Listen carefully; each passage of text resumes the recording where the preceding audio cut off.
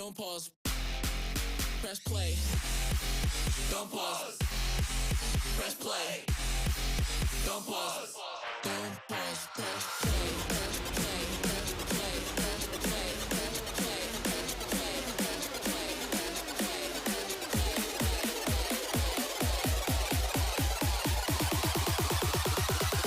Don't pause. Press play.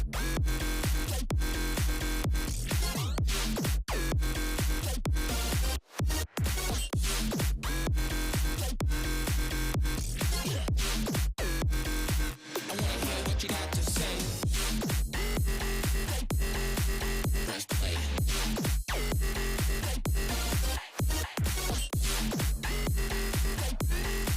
Press play.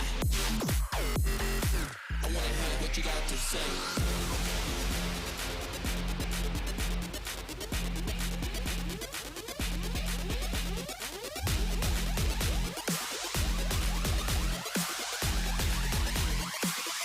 Don't pause, press play.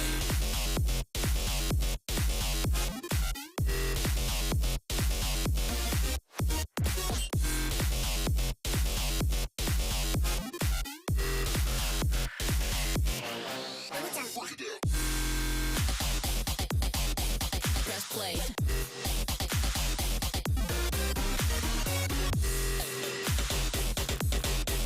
Press play.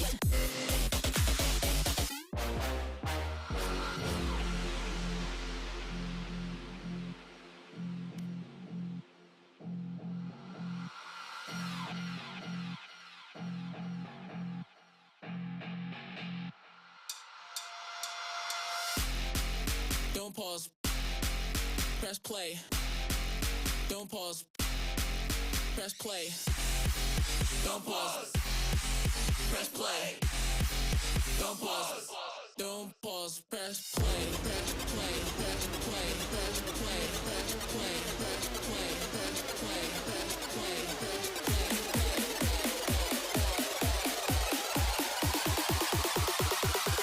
Don't pause. Press play.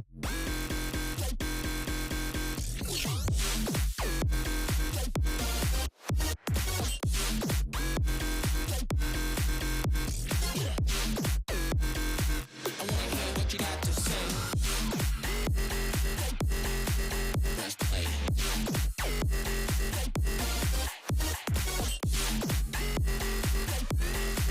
Press play. Don't pause, press play. VURBL, right into the cloud. This is how we go. VURBL, let me take control. We are on a roll.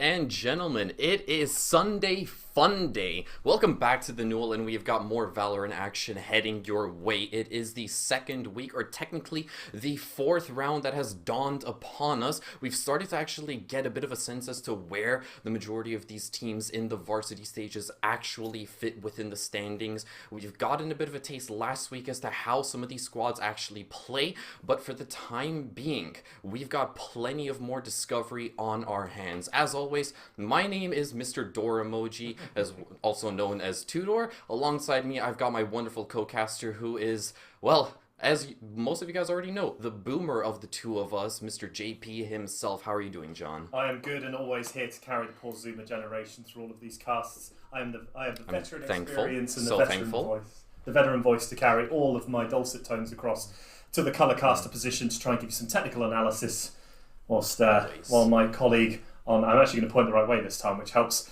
Mr. Doors will give you the scores on those doors and take us through the play-by-play as we go. But I'm hyped. I'm ready to go. It's week 2, fourth round. Can't wait.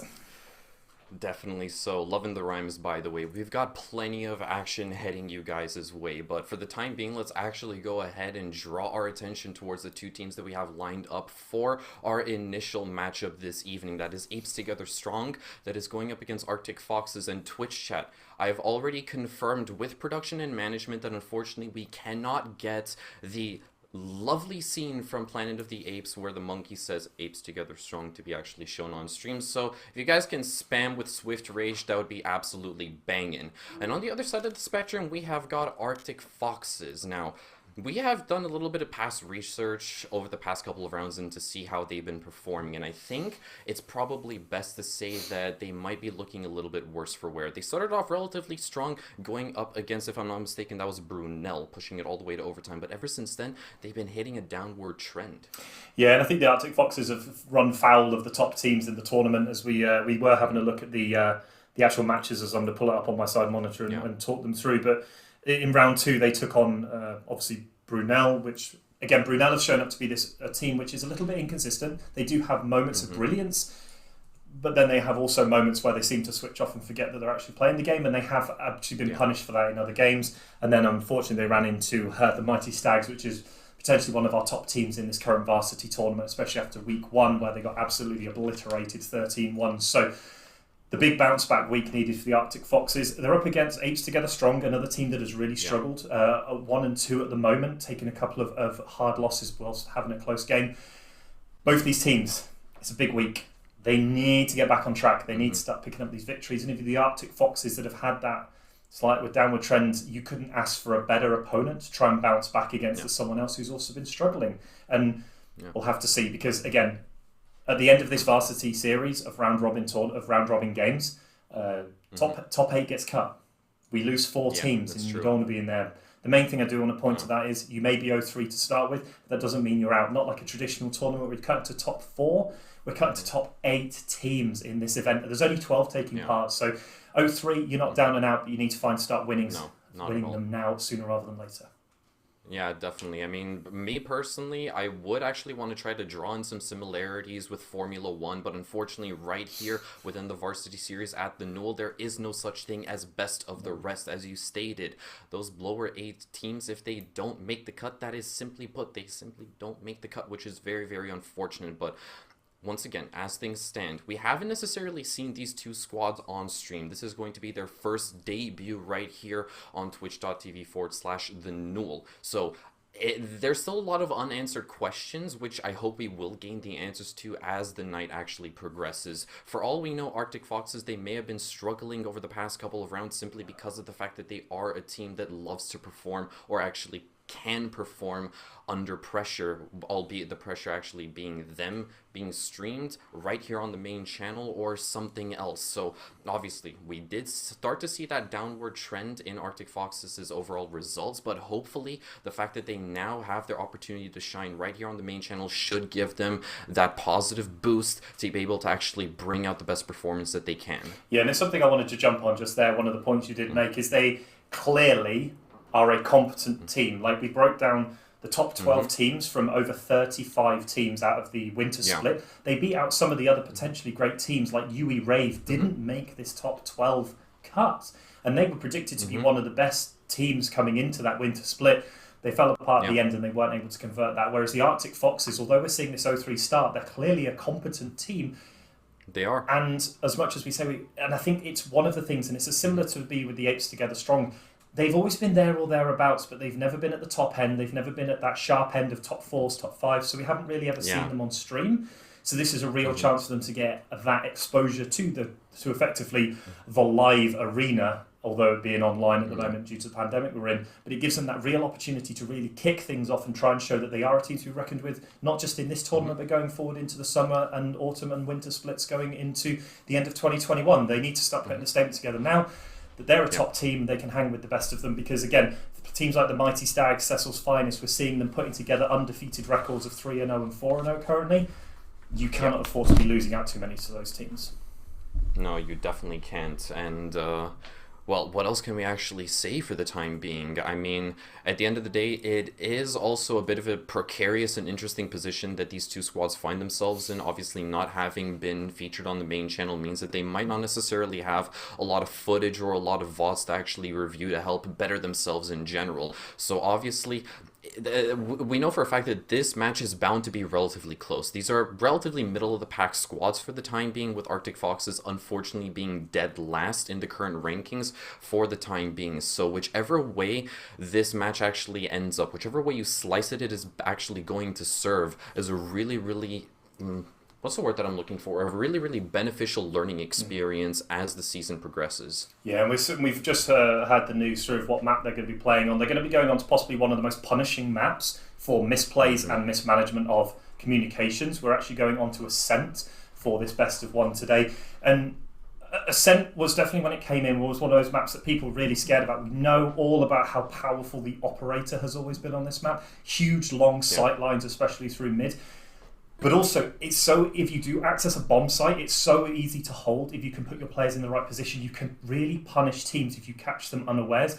The lurk positions that we've seen, especially in previous series, I'd like to pick up a member from another team in Wen as a prime example of how good and how powerful a lurker can be on these maps, as we saw in some of the Winter Split series when Wen was rocking out the Killjoy on this map and almost taking over the game single-handedly.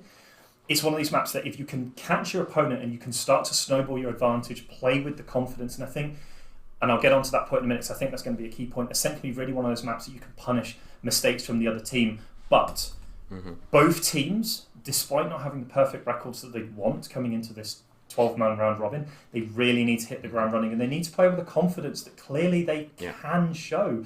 As we said, we'll hark back to it many times, they're a top 12 team out of the University League of 35 plus teams. They're the top third of the available teams. They're clearly capable of doing this. They just need to put it out on. They now really to put it out on the map and show that they've got access to it. The only thing I would like to say is I hope that they've brought the right agent, the right players with the right agents. We know how important certain agents are on this map. The likes of Sova, the likes of Killjoy, or more so than Cypher. This map seems to be more Killjoy centric.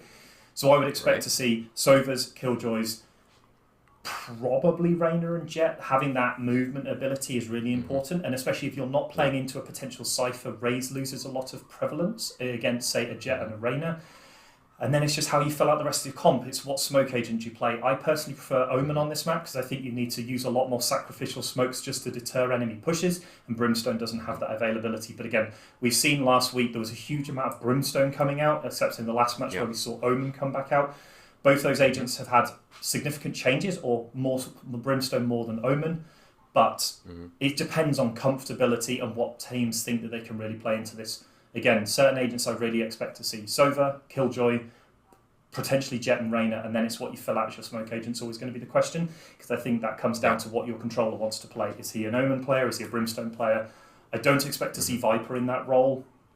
Probably not. But again, a lot of, I think, confidence will also come, and I know I'm taking a bit of time to talk about this before we do get into game. I really think the important thing is going to be comfortability with these teams. They need to find comfort champ agents. They need to find comfortability on this map. They need to hit the ground running and get their acts together so they can get this win and start getting their winning streaks back together to make this top 8 cut. I couldn't have said it better myself.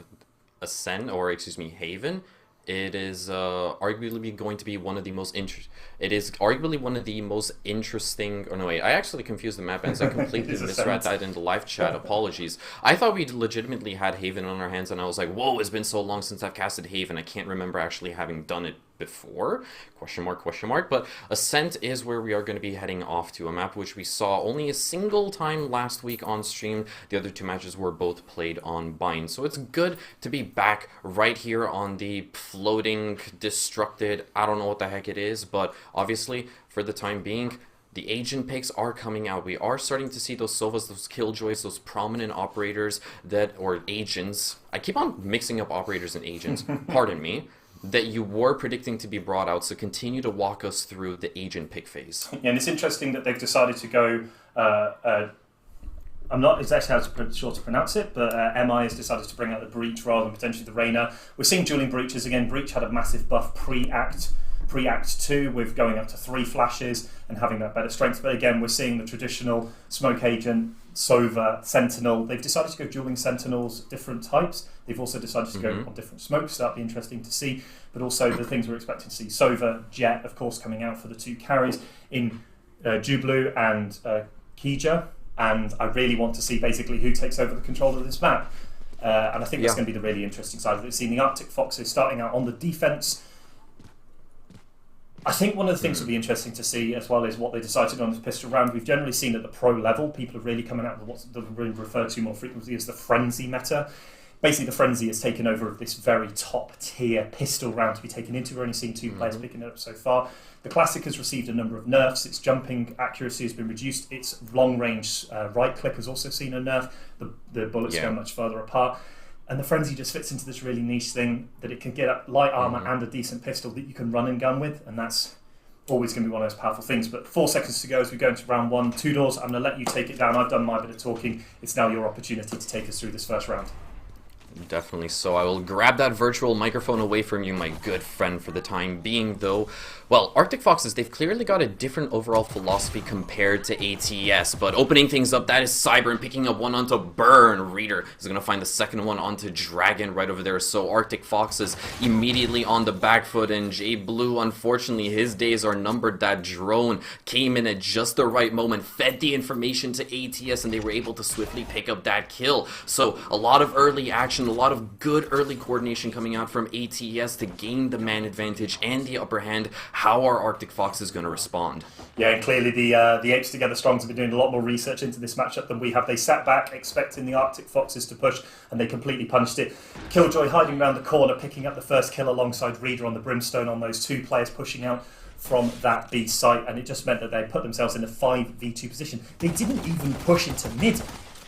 Jet was further advanced into the enemy position than they were, and it just meant that the Arctic Foxes put themselves 2 players down. We're seeing a flawless round to start, and that is going to be one hell of a way to get yourselves together. The Apes Together Strong and Arctic Foxes are maybe going to regret slightly that over-aggression out of those bomb sites into players who were clearly expecting it coming.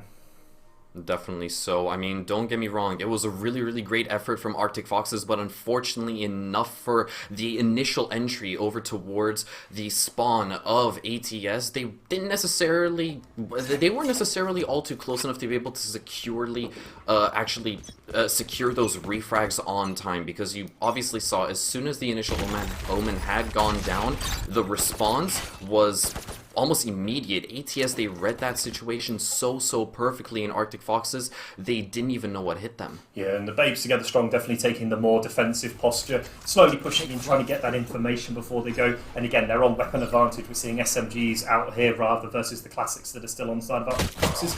It's going to be incredibly hard. We're seeing the spam through the smoke, the Omen dropping down his smoke to try and find it, but they're going to see what they can find. He's going to hide himself in the corner, hide from the shot dart. They're not going to pick him up as Brimstone Sky Smoke comes down to try and allow him to get onto the side and the shot dart into the corner. Oh no! Oh, that was super duper unfortunate for Burn. He was already lit up quite a bit, but unfortunately enough could not hit that right mouse button fast enough to pick up the frag. And just like that, the Apes, they are working their way into the A bomb site. They've seemingly actually gained access to it for free entirely. The spike will be planted, and just like that, the Arctic Foxes, they have to try to mount a retake, being completely isolated out of the bomb site. Yeah, you saw the weapon advantage there, SMG versus Pistol. Even when he got the drop on him, it meant closing down as Hyper picks up the second one. Scoggins is going to trade one back onto Killjoy. He's going to allow them to have too many more weapons. But Hyper is absolutely popping off. 3 already. He's been taken down. He's already being supported on that crossfire, and they're going to close it out. A nice, clean, easy round there as you've seen the weapon advantage coming into its effect. And I think that was just punished off the over-aggression in round 1, putting that 2-0 disadvantage. One thing I did notice in that one, and it's really interesting to see, Bambino hit both of his fault lines on the enemy team, and especially that one on the A site. He managed to pick up 3 players on the fault line to concuss them, and there was no one there to follow it up. So I know we're weapon disadvantage. I would have preferred to have seen a lot more aggression coming out through Arctic Foxes. If you're at weapon disadvantage and you know you're full buying next round classics, just try and get it, especially on that. That fault line was so impressive. Capped 3 people. There's no one to follow up, so it just meant they had a free run in. But now we're going to see the full buy come out here. Vandals and Phantoms on the side of the Arctic Foxes. They need to pick this one up as Scoggins is hiding down in hell underneath this A-bomb site, waiting for someone to push him. They desperately need this round, otherwise it's going to take up a couple of rounds before they're able to build up that economy once again. But the Apes, they are working their way into the bomb site, but they're going to walk right into the open arms of Burn, so he is the initial deterrent for the bomb site, keeping the attackers at bay and seemingly force them out already. Now, the Apes, they're not necessarily together, so they may not be as strong as they once were, but they have been forced out, and they're looking to retake or potentially rotate over towards the big bomb site since there's only one active defender over there. Yeah, Burn played beautifully around his dark cover on that entrance into the A site, allowed him to get the first pick off straight away before anyone could trade it back, and even with the flashpoints coming out from Breach, it just didn't allow them to trade through the dark cover, and he's going to pick up another. Oh, that spray down is disgusting. He picks 2 up in that long corridor area. Oh, Scoggins is going to collect another one, and again, we're seeing on the round 2 into round 3, we're seeing weapon disadvantage of SMGs versus rifles, especially when you get those long sight lines. 30 seconds one player left. Could be a flawless round. It's what the Arctic Foxes need to get their economy going. Definitely so. Yeah, definitely. So weapon disadvantage is one thing, but when you got the game sense that Burns brings to the table and you're able to quite literally knock him down like bowling pins in a single strike, that stuff is magical, and it is going to be a huge confidence boost for the Foxes without a shadow of a doubt. We are going to see Noir pick up 1 onto the Jet, but Burn, unfortunately, he won't clean the ace all to himself. A quadra kill is actually, you know, I was going to probably say enough, but honestly, it was just right. Burns, look at that. Absolutely disgusting stuff coming out from him. That he didn't necessarily pick up a single kill throughout the entire matchup thus far, but in that 3rd round, 4 of them to pad the stats and to tie him up with Hypa. Good stuff coming out from the Foxes. Yeah, and you saw Burn spray down there to get his 2nd and 3rd kill before picking up a quadra in that round. Just a nice positioning, the nice swing, players looking in completely the wrong direction, catching them completely unawares.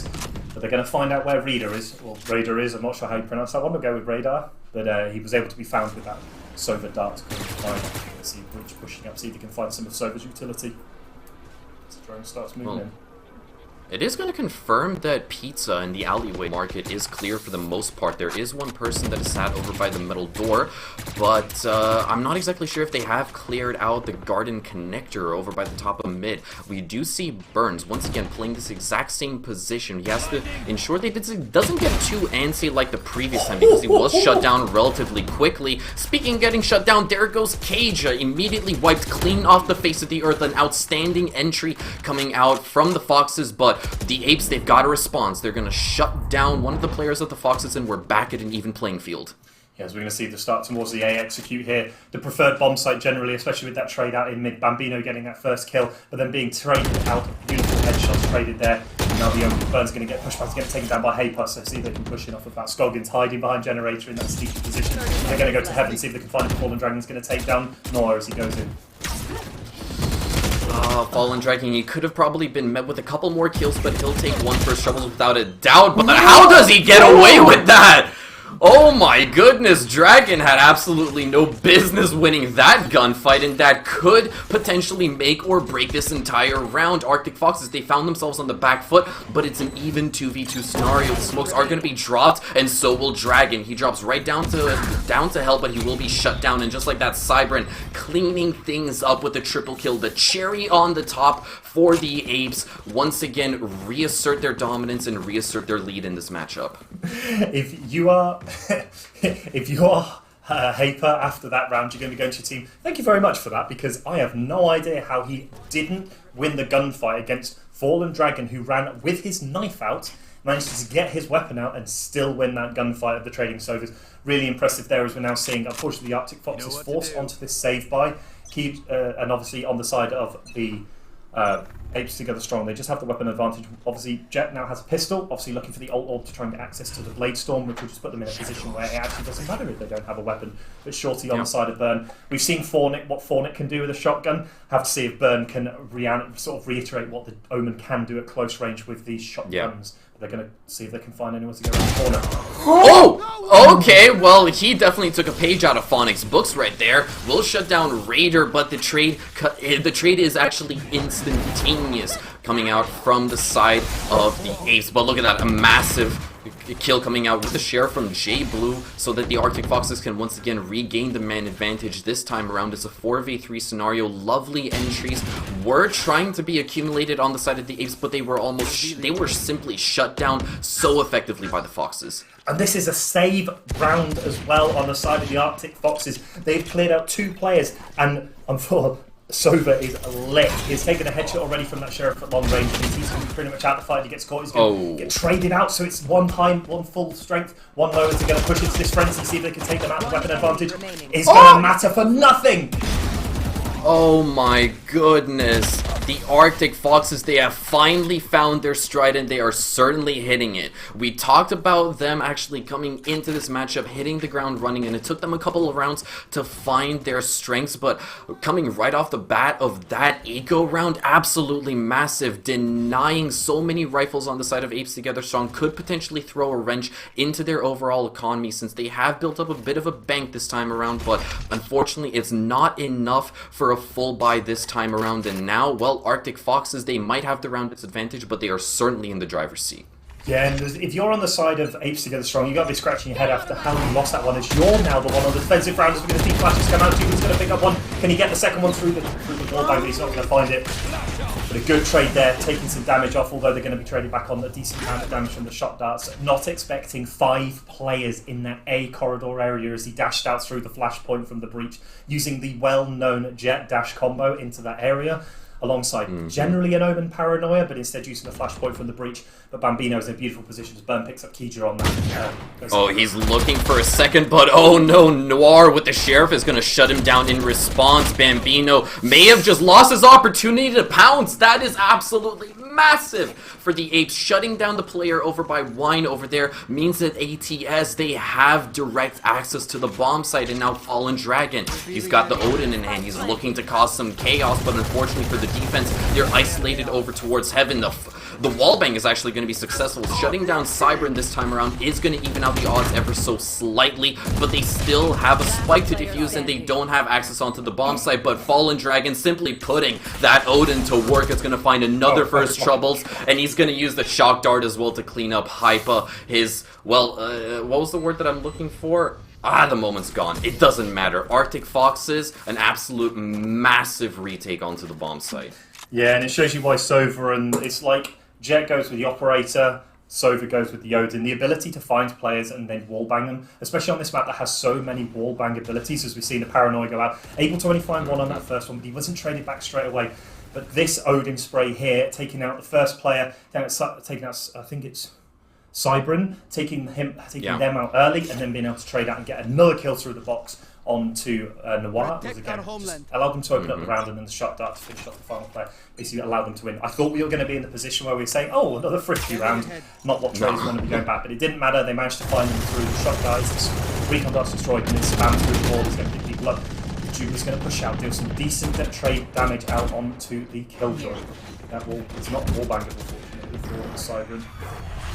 The word I was looking for was doppelganger. And it came to me. Unfortunately, it ruined the moment, so some F's in chat right over here. But for the time being, a relatively slow approach coming out from the attackers. They're looking to gather some initial information, and they are clearly lined up over by mid, looking to flush out Burn for the time being, but not doing that great of a job. He's going to be rewarded with one frag. Unfortunately, can't teleport away just in time. Cybern is going to claim his life all to himself, and just like that, they have been able to alleviate some of the tension they have been experiencing, but no access to a direct bomb site as of yet. Bambino is going to shut down Hypa, and suddenly ATS, they might have to reevaluate their entire strategy.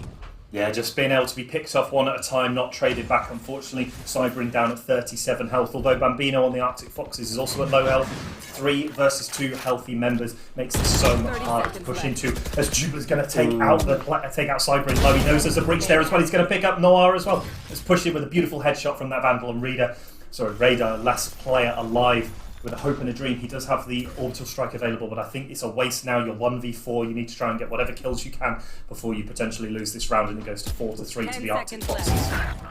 Oh, definitely nice so. Brilliant wallbang onto Scoggins right over there. Looks for the second and finds it as well. This suddenly became a lot more winnable, but unfortunately enough for him, time's run out and the spike is too far away from home to recover from it. And yeah, it would be a bit of a shame if he were to just get Grand Moff Tarkin on the line, ask him for the Death Star to reign supreme over the A-bomb side, but still, thus far, Arctic Foxes, they were able to keep themselves cool, calm, and collected. They might have started shaking their boots a bit towards the end, but luckily enough for them, they had actually maintained control of the spike for as long as they did, and that, unfortunately enough, was ATS's downfall. On top of the fact that they lost a lot of really, really crucial trades and gunfights over by Garden, that probably crushed them the most. Yeah, difficult position there. He tried to make it expensive, wasn't able to do anything, but Jubler's going to get traded out by Hyper, turning away from the flashpoint at the exact right moment. That Jet has been so aggressive. He's been dashing out into these mid areas, out into A-long, trying to find these kills alongside the breach flashpoint, and was expected this time, got completely punished there by Hyper as Hyper came through. Stinger was powerful enough to beat the Vandal in that close quarter position. That's why the Stinger's great. It's why people want it nerfed in some ways, because running and gunning at such close range, that weapon just absolutely blows people up out of nowhere. As Kija has now got hold of that Vandal. One of the new skins, very nice Horizon skin, I must say. The way it interacts as it moves, it's quite beautiful, I must say. I might be forced to pull out my wallet after this match, even though I don't play this game all too often. I'm more of a Darkest Dungeon in World of Warcraft kind of man myself, but look at this ATS. They've actually got something in motion. They are all stacked up outside of the B-bomb site, and Cybern is going to pick up one, but Burn, unfortunately enough for him, won't be able to find a second. But luckily enough for the Arctic Foxes, Fallen Dragon is there to respond, but suddenly, just like that, Scoggins realizes that all of his teammates, they're dead. He's gonna have to do this all by himself. Manages to keep the metal door open for just a hot second right there as he shuts down Cybern, but he's still got 2 more players to power through in this post-plant situation. Finds the first onto Raider. 1 HP in a dream. This has got to happen. He's remaining motionless for the time being to not be detected, but it's not enough. Hypa read him like a book, shut him down, crushed all his hopes and dreams, and they're not gonna let Arctic Foxes run away with this map. Yeah, and I think Cybren managed to win that round almost single-handedly in through that mid-market area, getting past Bambino sat and taking out Bambino from behind whilst pushing past Scoggins, who was holding up that mid-area behind the smoke. Not a great position to be in. Slight lack of communication, maybe the tripwire's in the wrong place. They do have access to the Cypher in this one rather than the Killjoy. Just when they were able to go through, and now we're seeing Apes together strong on a buy round, and Arctic Fox is back on this pseudo buy round, as we're seeing an occasional Vandal. Burn deciding to go full out, with the other players saving Spectre, Stingers, armour of different types as well. 4-4, incredibly close game. This map, as we've seen, is defendable and attackable. You just need to try and get those early picks. Not seen an operator come out yet, and if none of the players are feeling confident, I don't blame them. But if they do have that confidence, as we are in a quick in-game pause, so we'll be able to talk about this a little bit more. Generally, you see the operator come out because there are so many long sight lines. But it is such an expensive investment at 5,000 credits now that if it doesn't work for you, you just can't make anything work anymore. We already see Burn go back onto that Stinger. I love the Stinger personally in these eco rounds. If I can buy a Stinger on an eco round, I would buy a Stinger on an eco round. It is such a powerful weapon that if you can get up close and personal, which Omen is able to, with his shadow step, with his from the shadows, with his dark cover, play around his smokes, it just means that you are able to push your way forward, where that stinger at close quarter is such a powerful weapon. Generally, if you have Vandals and Phantoms, you want longer range gunfights. If you have a Stinger, you want to be up close and personal with them, because a couple of headshots from a Stinger will mow them down. That, I think it empties its clip in about a second and a half. It has such an insane rate of fire, and it's why, especially at pro level, it is that go-to weapon generally on the Eco Saver rounds, or the second round after pistol win if you get it as well, because it is such an oppressive weapon against enemies with either low armor or up close. And I think it's a good decision that they've gone for. I think that they need to find a way to get back into this game as we go back from the pause now players into game. Definitely. So I think J Blue might disagree with you ever so slightly. I didn't see him pick up the Stinger during the pause. He was just sat pretty on the Classic, and I've got to say that I really commend J Blue for trying to gain the early advantage as soon as possible with those jet plays, dashing right into enemy territory. But this time around, it's a tad bit different. He's actually pulled out the Blade Storm this time around, and he's got his teammate to bait out some gunfire. Might potentially try to grab the upper hand over the attack, but for the time being, a bit of a stalemate, a bit of a Mexican standoff between the two squads. Jubler's already going to pick up Cypher, and oh my god, that Scoggins is going to get Noir as well. Stinger coming up clutching against the Vandal. Blue's going to pick up 2 players, putting them 5-2. I was really worried that Scoggins... Oh no, Burn's going to swing the corner and take out another player.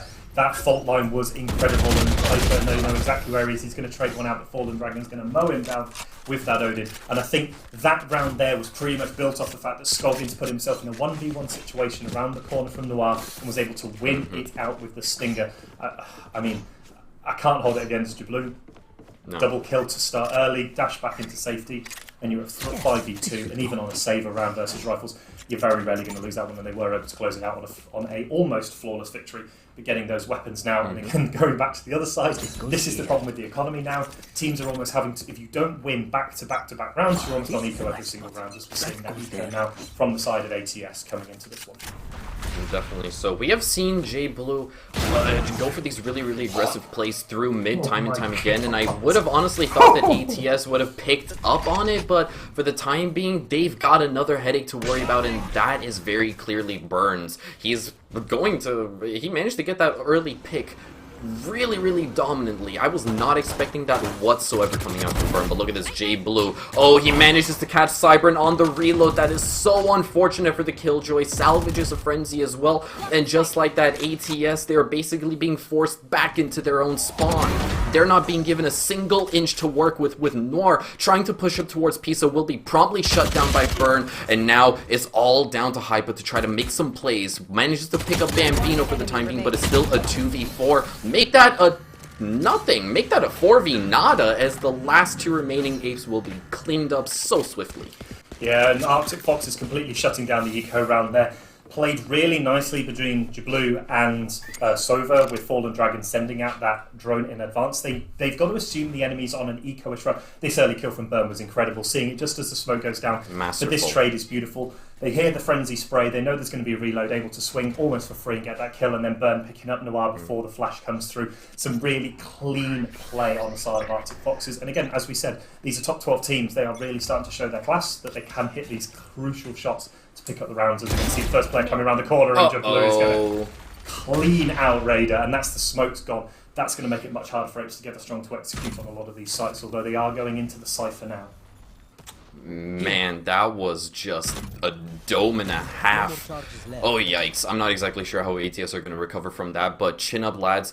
They've still got 75 seconds left to play with, and it is a 4v5 situation. It is salvageable. They can recover from this as they are slowly starting to ingress towards the A bomb site, but I believe that the Foxes, they've already read into this. As you can see, Burn has already rotated his way in towards Garden, sends out a smoke instead of a Paranoia, which could have been a massive crutch, as Hypa managed to get the better of him this time around, and now Bambino has to do his best to keep the attackers at bay. Scoggins is going to find Kija for the time being. Noir is going to get the instant refrag as well, so it's still an even playing field between these two squads with not a whole lot of time left to play with. Scoggins finds the head of Noir as well. He'll follow it up with yet another one, and a 4th as well to close off the round. He's just having a field day. He came in like the janitor, mop and bucket in tow, and cleared up all of those low health kills.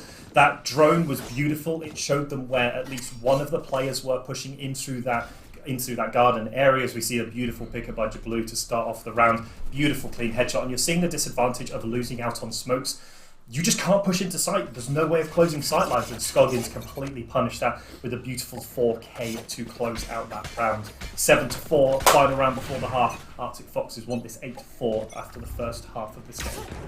They really, really do. ATS, this is their last chance to try to stabilize the scoreline ever so slightly, but the orbital strike is going to be brought on now directly onto the B bomb site, and when it goes hand in hand with the ult of the breach, there's not a whole lot that the defense can do. It's an entire flood coming out from ATS. Kaija finds 2 first troubles. Bambino's gonna get the immediate response, and just like that, ATS, they have gotten themselves access to the bomb site, can get the spike down as well, and set that clock back to 40 seconds. Burns, trying to mount a retake, will be promptly shut down by Cybrin, and now it's a 3v2 scenario with the Arctic Foxes clearly on the back foot. Scoggins is gonna shut down Cybrin. That's gonna stabilize things ever so slightly, but they have to pick up the pace. They need to find these heads, and Noir has got something to say about it. Shuts down Bambino, and Kaija with the 3rd this time around secures ATS their 5th round. They're not down and under just yet. Yeah, and that could have gone all disastrously wrong for ATS. When they hit the bomb site, they were completely surrounded. 3 players forced to be on site together is not the most ideal situation,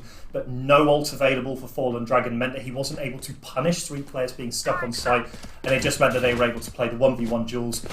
As you say, Kaija able to hold up the Blade Storm, not necessarily getting all the kills, he got the early entry frags, and that was the key thing, the really good trades there. Put them in a 3v3 situation, bomb down, and now we're going to see Arctic Foxes on the attack. What can they do? Seeing an interesting range of weapons, only 1 Frenzy, but we've seen a Sheriff come out, some Ghosts as well. If you're 8 together strong, you need this round. You need to get these first 2. Really... If you're Arctic Foxes, same thing. You need to try and get this lead in advance, as we've seen the first Soda Darts come out. Oh, that shot through. ATS, they managed to get the initial pistol round at the start of the series flawlessly as well. They desperately need to try to recreate that exact same magic, and it's off to a great start so far. Kaija's going to double down and shut down his doppelganger. I got the word right this time around, but look at this. They're starting to flood in right into Hypa's open arms. He finds 2 first troubles, shuts down Fallen and Scoggins. Oh no, this has gone so south for the Foxes. Burn is able to stabilize by picking up Noir. He finds a 2nd as well onto Cybrin, but he's still got 3 more players to power through. Yeah, Burn being an absolute nuisance here to the H Together Strong, but again, he's going to have to either potentially find another kill, but I think at this point, if you're in the Fox's position, you get more money from dying, so he needs to try and find a way onto site. Bomb hasn't gone down, and that's the problem. They are on the attack, and you've got 1v3, Bomb's not down. Yeah. Dark cover out, see if he can find it. He's going to find 1, so that's 3. Can he go for the ace? Can he find the Sofa as he pushes through that 4? He can! He can! He just needs 1 more player to go through. He has managed to actually regain control of the spike for the time being. And with 20 seconds left, this is plenty of time to plant it. But look at this. The push through from Kaija is going to deny Burns the luxury to claim the ace all to himself. It would have been an absolutely magical moment for the Foxes, but more importantly, ATS, they needed that pistol round more than anything else. I think if you're ATS and you lose that pistol round, you might pack your bags and go home, because there is no way in a 1v4 Burn should ever clutch that out as the ace.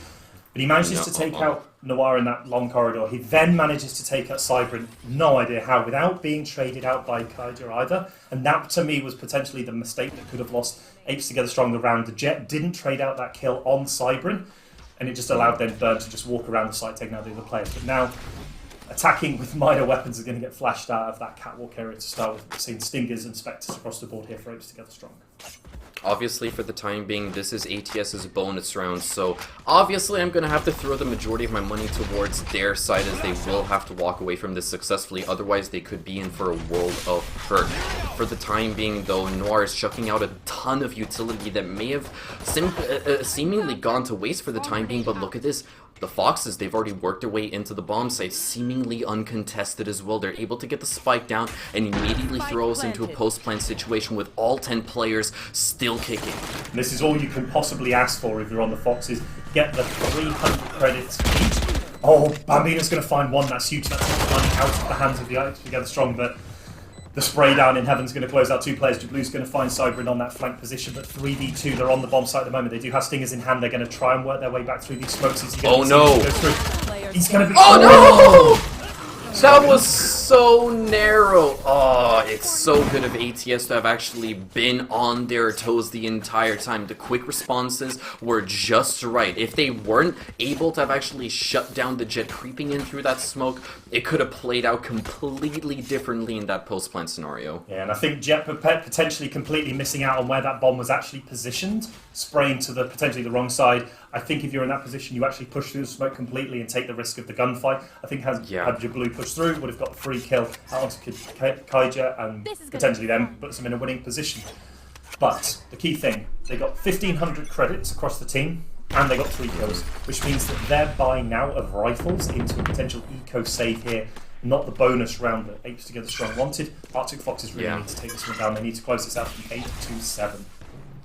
Definitely so. That is the ideal scenario for the Foxes for the time being. We have already shown what they're capable of when they've got not necessarily the greatest standard of weapons to work with, and if they're able to once again recreate that exact same kind of magic, then they are sitting pretty, but for the time being, they clearly aren't. Bambino is the first to fall, so not necessarily the greatest start they would have hoped for, but that Burn is able to actually recover ever so slightly, but unfortunately enough for Dragon, the info wasn't there. He actually had none to work with and walks right into the open arms of the player over by Gardens. So a horrendous start coming out from the Foxes this time. They have managed to work their way onto the A bomb site. The spike is relatively nearby as well, so this is still salvageable.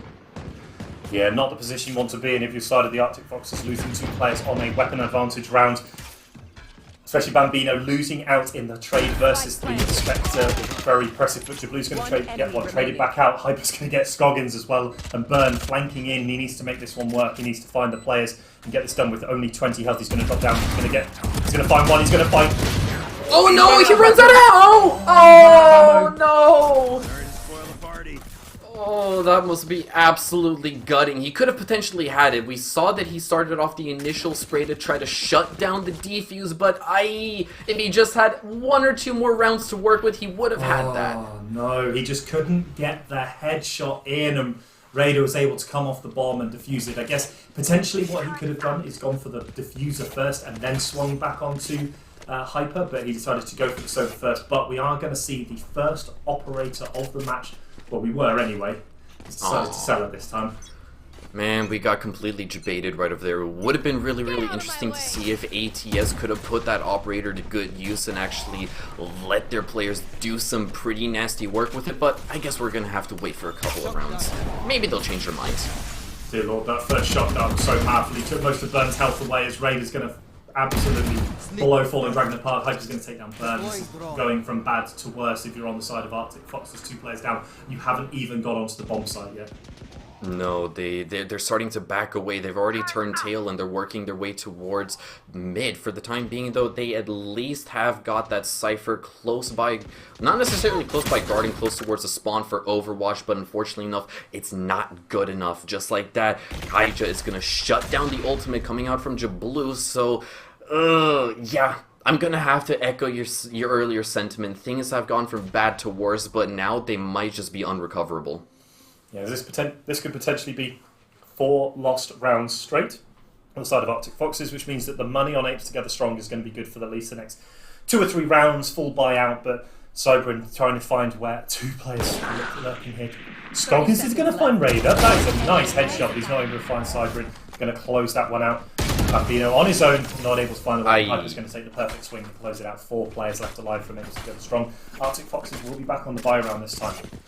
Can we potentially get a replay of that very, very last kill at the end of the round? Because I'm not exactly sure if Bambino might have been distracted by graffiti on the ground. He was trying to change to the Vandal. Yeah, okay. I might have completely lost my marbles, but I thought that was graffiti as opposed to a Vandal with a really, really nice skin. It was it's the yellow Prime Vandal skin. He was trying to pick up the weapon, and he just got swung on, and just a perfect timing there from Hyper as he goes through. Now we're going to see all the players. Chucking out this arrow again. No one's going to trade it out though. Really interesting decision from the Arctic Foxes not to kill that recon dart. I think if you're in their position, you just insta-kill the recon dart every single time. Make them feel like there's someone there. Noah's going to push into the smoke. Ship's almost past him, but Burn's going to take him down with the cleanest flick headshot I've seen so far this game. This man has got his laser sights on, and he has hit so many of these good headshots. That was probably one of the single most crucial entry frags to date in this matchup so far. Arctic Foxes, they finally stand a fighting chance. As Scoggins is going to try to get that spike down, but the Hunter's Fury is going to make some work. Burns is able to shut down Kaija, and just like that, ATS, they've managed to get the spike down, and Burns, he's looking to make some magic happen. Finds the third, but that's all he'll get for the remainder of this round. Cybern has the initial response, but that might not solve all their problems for the time being. It's still a 4v2 scenario, and it's going to be turned into a 4v1. A nasty shot from J Blue coming out onto Cybern is going to leave Hypa in a 1v4 scenario to try to clutch this out. He's got so many bodies to worry about, but unfortunately he can't click on anyone's head. J Blue is going to shut him down, and just like that, Arctic Foxes, they are clawing their way back into this. And they needed that one. An almost flawless round was the most important part. Yeah, the Vandal he went for there, just defenders won. But this round here, this first kill, the ship's passing in the night, the flicks just went Burns' way, able to close out that first 3 kills. He is killed by Cybern, but at that point, H together strong with only 2 players left in such a bad position. Blue positions perfectly in that post-plant position, dashes across the entrance. They have no idea where he is. He gets the kill on Cybern, which just means that it's Hyper left and he's closed out again by Blue. 8 to 9, Arctic Foxes managed to pull one back, but now the operator's out, and this is one they need to be careful of at the moment. Perfect smoke, though, from Burn to close off any sort of angle for the operator. Kaija would have really wanted to just press mouse one right over there. He could have gotten ATS, the early man advantage, but alas, not everything plays out as you would initially hope. But look at this. Burn, super duper anti, wants to get really aggressive, and for the time being he hasn't yet been found. If the timing is absolutely pinpoint perfect, he could potentially shut down Raider, only if the timing is perfect. And you can see that Raider, he's constantly flirting with the idea of going back and forth between Pizza and the B canals. For the time being, if he makes the wrong mistake, it could absolutely crush him, and he does. Burns, once again, the second most crucial entry frag that Arctic Foxes could have hoped to achieve, has landed right in their laps. Yeah, and Hyper's the last player left on site. 3 players were over at the A-bomb site with the Killjoy. That's not the right idea, but they're going to spam through the wall. They're going to find him looking the wrong way, and it means that it's a completely open bomb site as Burn's going to set up in the corner. He's going to find Killjoy, get utility out as well. That is so good by Burn. That is absolutely massive coming out from Foxes. A 5v2 post plant, and I think it's safe to say that they've got this one in the bag. And you can see that Kaija, as well as the Breach, they have already committed quite a lot of money and resources into this round, so it's in their best interest to hold off, back off for as long as possible, and save these rifles into the next round. But when you've got the Foxes quite literally on the hunt this time around, you've got to be trembling in your boots. Yeah, and looks like Noir's going here for the save. I think you have to do that. You're going to potentially put yourself in a position where you can keep your weapon and also bind for a teammate, and that to me is the most important thing. You're 2v5. The bomb's down. The bomb's down already. Yeah, the bomb goes off. Attackers win. And holding on to that operator is potentially the most important thing. Oh, they couldn't find the kill. Oh, that would have been so good. It could have also been very detrimental if he didn't actually dash away quick enough. Oh boy, if they would have lost that operator, ATS wouldn't necessarily have been able to come into this next round up as strong as they would be. Actually, never mind. Actually, some rifles, an operator, and then also a sheriff being brought out from Raider. I can't necessarily say that he's been having the best of games. He hasn't necessarily done all too good work with the sheriff. Potentially an SMG would have been much more delightful, but Yeah, and Burn has been an absolute pain in ATS's backside. He has 22 kills. He's top of both leaderboards in terms of opening frags. He's been absolutely pain in but he's going to get taken out straight away. Kaija got in a beautiful kill there on the op, not respecting it, potentially being in that cubby area, putting ATS up 5 players to 4. With the operator lurking, you now have to be a little bit more scared. You have lost your omen as well. Your entry into site is so much more restricted, and I think Burn getting a little bit too overconfident there and getting punished for it as well. Now they have to find a way to execute onto a site with a Killjoy, an operator, and players who are going to rotate incredibly quickly in a second, as now the Killjoy bot is going to find the players coming in. Alarm bot triggered, they're in. Jet's already in, flashpoint out into heaven. Oh, and look at this. Kai's gonna actually find one with the Blade Storm as it has been popped, in Arctic Foxes on the back foot find themselves in a 3v5 situation in the orbital strike. Oh no, y'all have to run right into the open arms of Kai as he finds his fourth. Unfortunately, will be denied the ace, but look at that right there. Raider with the Sheriff. Not a whole lot of investment, but he will be greatly rewarded for that. Apes together strong. They needed that round so badly, because otherwise they would have been forced back onto semi-buys, half-buys, or just plain old economic rounds, and now they have once again reestablished their lead in a massive fashion. That op shot coming out of the orbital strike was clean, because you aren't always going to be completely sure as to where they are 100% of the time, but Apes together strong through a metric ton of ultimates into that round to get the win. They only have the Killjoy lockdown available, and we actually haven't seen very good lockdown so far, but the operator is going to be out. It's going to not get de-scoped by the fault line. The spray coming through the wall now is going to force back Hyper, and the smokes come out now, see if they can find the way, and they need to be careful of this operator. They don't know where it is. Potentially the drone needs to come out now from Fallen Dragon. So we're going to see Burns going to find his way in. Is he going to get seen by the drone? He's not. He's not going to get seen by the drone. This could be massive, but Raider actually managed to catch on to him. Now the calls are out. Burn is trying to stick the teleport, but unfortunately he will be found by Raider. A good read coming out from him this time around. But now Arctic Foxes, they're on the offensive. They're able to bring us back to a 3v3 scenario. It's an even playing field between these two squads, and Kaija alone with the operator inside of the B bomb site is the sole line of defense, at least for the time being. As Arctic Foxes, they've had a change of thought. They're rotating back through the T spawn over towards A. If ATO... Okay, no, they're not. Look at this. I've been debated super duper hard. Yeah, and you need to be careful here if you're on the side of ACS. You have the Breach Rolling Thunder available, and that is going to clear out the entire site if they go. They've only got 28 seconds, 25 now, but they need to start making the execute now. They need to check out this Breach ult, they need to find a way onto site without any smokes available. The arrow will be available, so in goes the recon dart, they're going to flash their way in. Now they have to find this operator, because the one's about to get taken out as it comes through. Oh, that was the wrong agent to have gone down. Kaijin nearly finds the head of the second, but this has already given an ATS enough time to respond. Scoggins with the spike in hand, unfortunately, doesn't have enough time to get it down. He will find one onto Cybern for its troubles, the triple on the round. Salvage the operator as well, but man, that could have gone. That went from bad to worse for Arctic Foxes. All they needed was a single kill onto Kaija, and that entire round would have been blown wide open. Yeah, and Kaija there being able to pick up that first kill early as they pushed onto site, taking down Mambino. I think it was a mistake not to chuck out the Rolling Thunder. You don't get to take them with you many times with only a couple of rounds left to go. I think if you throw out the Rolling Thunder, it's a free round win. You get the operator, you take the site as 3, and there's no way you lose. But Cybrin has access to the lockdown now. Again, full ultimates available on the side of Arctic Foxes, almost no Hunter's Fury, but they didn't use any ultimates in that push. And that's what makes me worried. But here comes the Rolling Thunder now. They need to fight. They really need to capitalize on this. They need to follow it up, but Nora is going to be the first line of defense, shutting down Burn. And now J Blue with the Blade Storm active, sat inside smoke, is looking for an opening, but Cybern just places his foot down and says, no, not today. They have effectively been badgered out of the bomb site that they tried to gain entry in towards, and now I'm starting to worry for Arctic Foxes.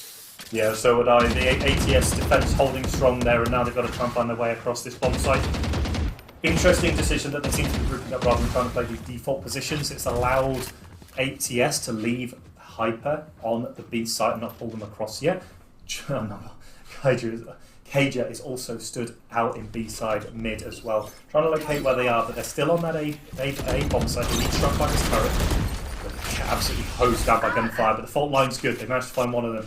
Right, hiding man before oh goodness, it's all gone to waste. In the blink of an eye, the round just concluded like that. 3 simultaneous kills across the board.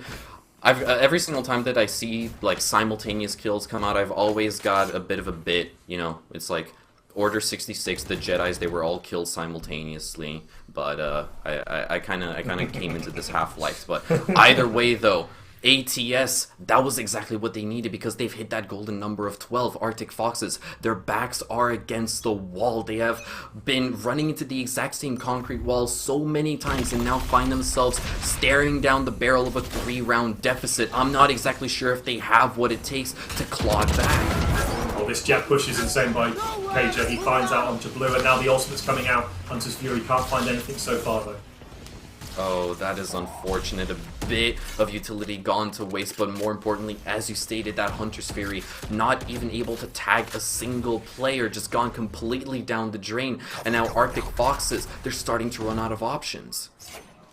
Yeah, and it's not a good position. You'll put one player down, you've taken some damage as well from that push out. You're going to need to find something. Burns finds where Upgrade is going to take down Scoggins. Now we're down another player. Spam through the smoke, might find Burn. Burn's going to take lethal damage as well. Oh, but here comes Cybrin on, swinging through Garden, finds Fallen Dragon, and Burn will be shut down as well by Kaija. It's all down to Bambino, a man on a mission, finds the first, but it'll be immediately refragged out by Cybrin, and just like that, Apes together strong.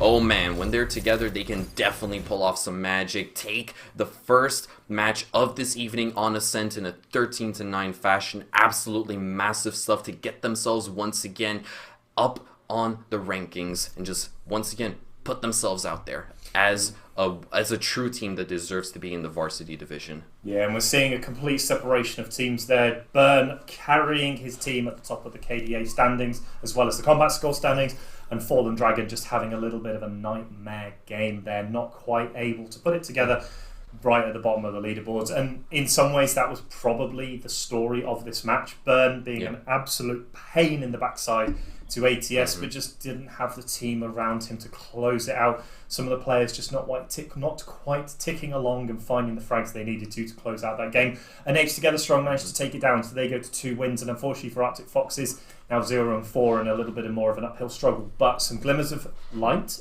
in the darkness of that match. Burn looked like an absolute monster in that game. Really? And huge props to them to absolutely almost carry that one to victory. They've clearly got a gem in the form of Burns, obviously. Sat at the top of the server with 22 frags to his name. He was definitely carrying his own weight as well as that of the Foxes, but once again, unfortunately enough for him, there wasn't necessarily the follow from the rest of the squad to actually guarantee themselves at the very least overtime in that matchup. It's unfortunate the way that it has played out, but on the bright side, now we know what Arctic Foxes are capable of. Their first debut here on the main channel of the Newell probably went as well as they could have hoped. Like we said, they were starting, each of their matches that they were playing started to get worse and worse each and every single round, but now finally being able to actually battle back 9-13 against ATS is something that they should be proud of because it is a learning experience, and we are starting to see them bounce back after a rough start to this season. Yeah, and I think that it kind of shows that they are here to be. They are not a team to be trifled with, albeit that they haven't actually managed to pick up a win. There are, as we say, there are definite upsides to this team. We've seen in individual plays. Burn, some of those shots on the heads, but just getting those headshots were incredible. But again, just as a team, ATS, Apes Together Strong, just felt like they were a little bit more together. I think that their attack was a real problem that they need to look into. Yeah. Clearly their team is much better than the 7-5, what should have been really 9-3 or 8-4 in favour of Arctic Foxes. I think that Apes Together Strong didn't play the attack particularly well. They put themselves at too many risky positions and were punished for them appropriately by the Arctic Foxes. And I just feel that at the end of the day, it just meant that they just need to go back to the drawing board and try and work out where those issues were on the attack of this map. But on defense, they were rock solid. And to be fair, Arctic Foxes picked up 2 rounds on the attack. And ATS picked up all of their final wins coming into that defense. So again, things to learn for both teams, positives for both teams, as well as some potential issues that need to be resolved. But a great match, a very good and appropriate scoreline, and congrats to ATS for managing to close that one out. And Arctic Foxes just need to go away and have a look at where some of the issues may lie, but they have an absolute monster to work around in the terms of Burn. He was the standout from both teams, and I would definitely say the MVP of this match, even though on the losing team, he almost hard stomped ATS on his own. Yeah. Wholeheartedly. With that being said, well, Arctic Foxes, you guys now have your homework. You know what must be done to better yourselves, to get yourselves out of the lowest standing within the rankings. But For the time being, though, as that has concluded our first matchup, we have got one more for this evening over the horizon. And this is one that we should all be relatively excited for, as it is going to be Bad Omens going up against Lancaster Bombs, all coming your way after the break. So don't go anywhere, stay tuned, and we'll see you back here in a few.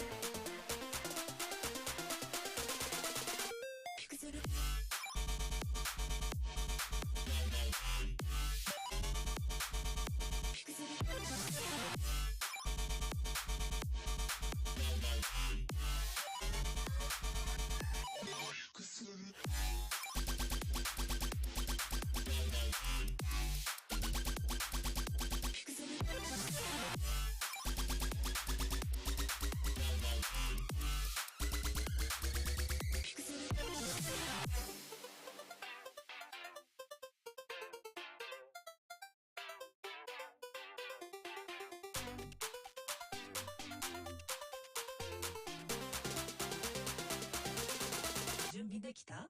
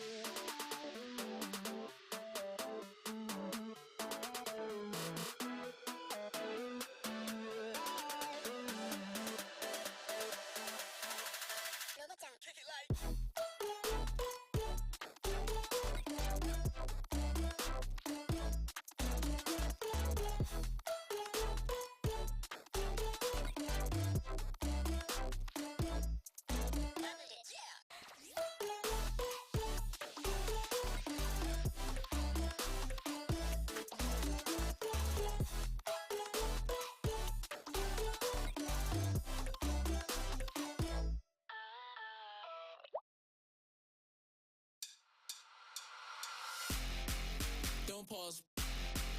Press play. Don't pause. Press play. Don't pause. Press play. Don't pause. Don't pause. Press play. Press play. Press play. Press play. Press play. Press play. Press play. Press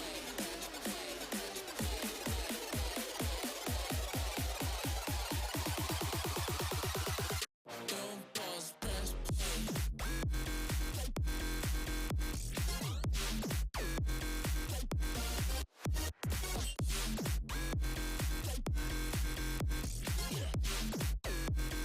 I wanna hear what you got to say.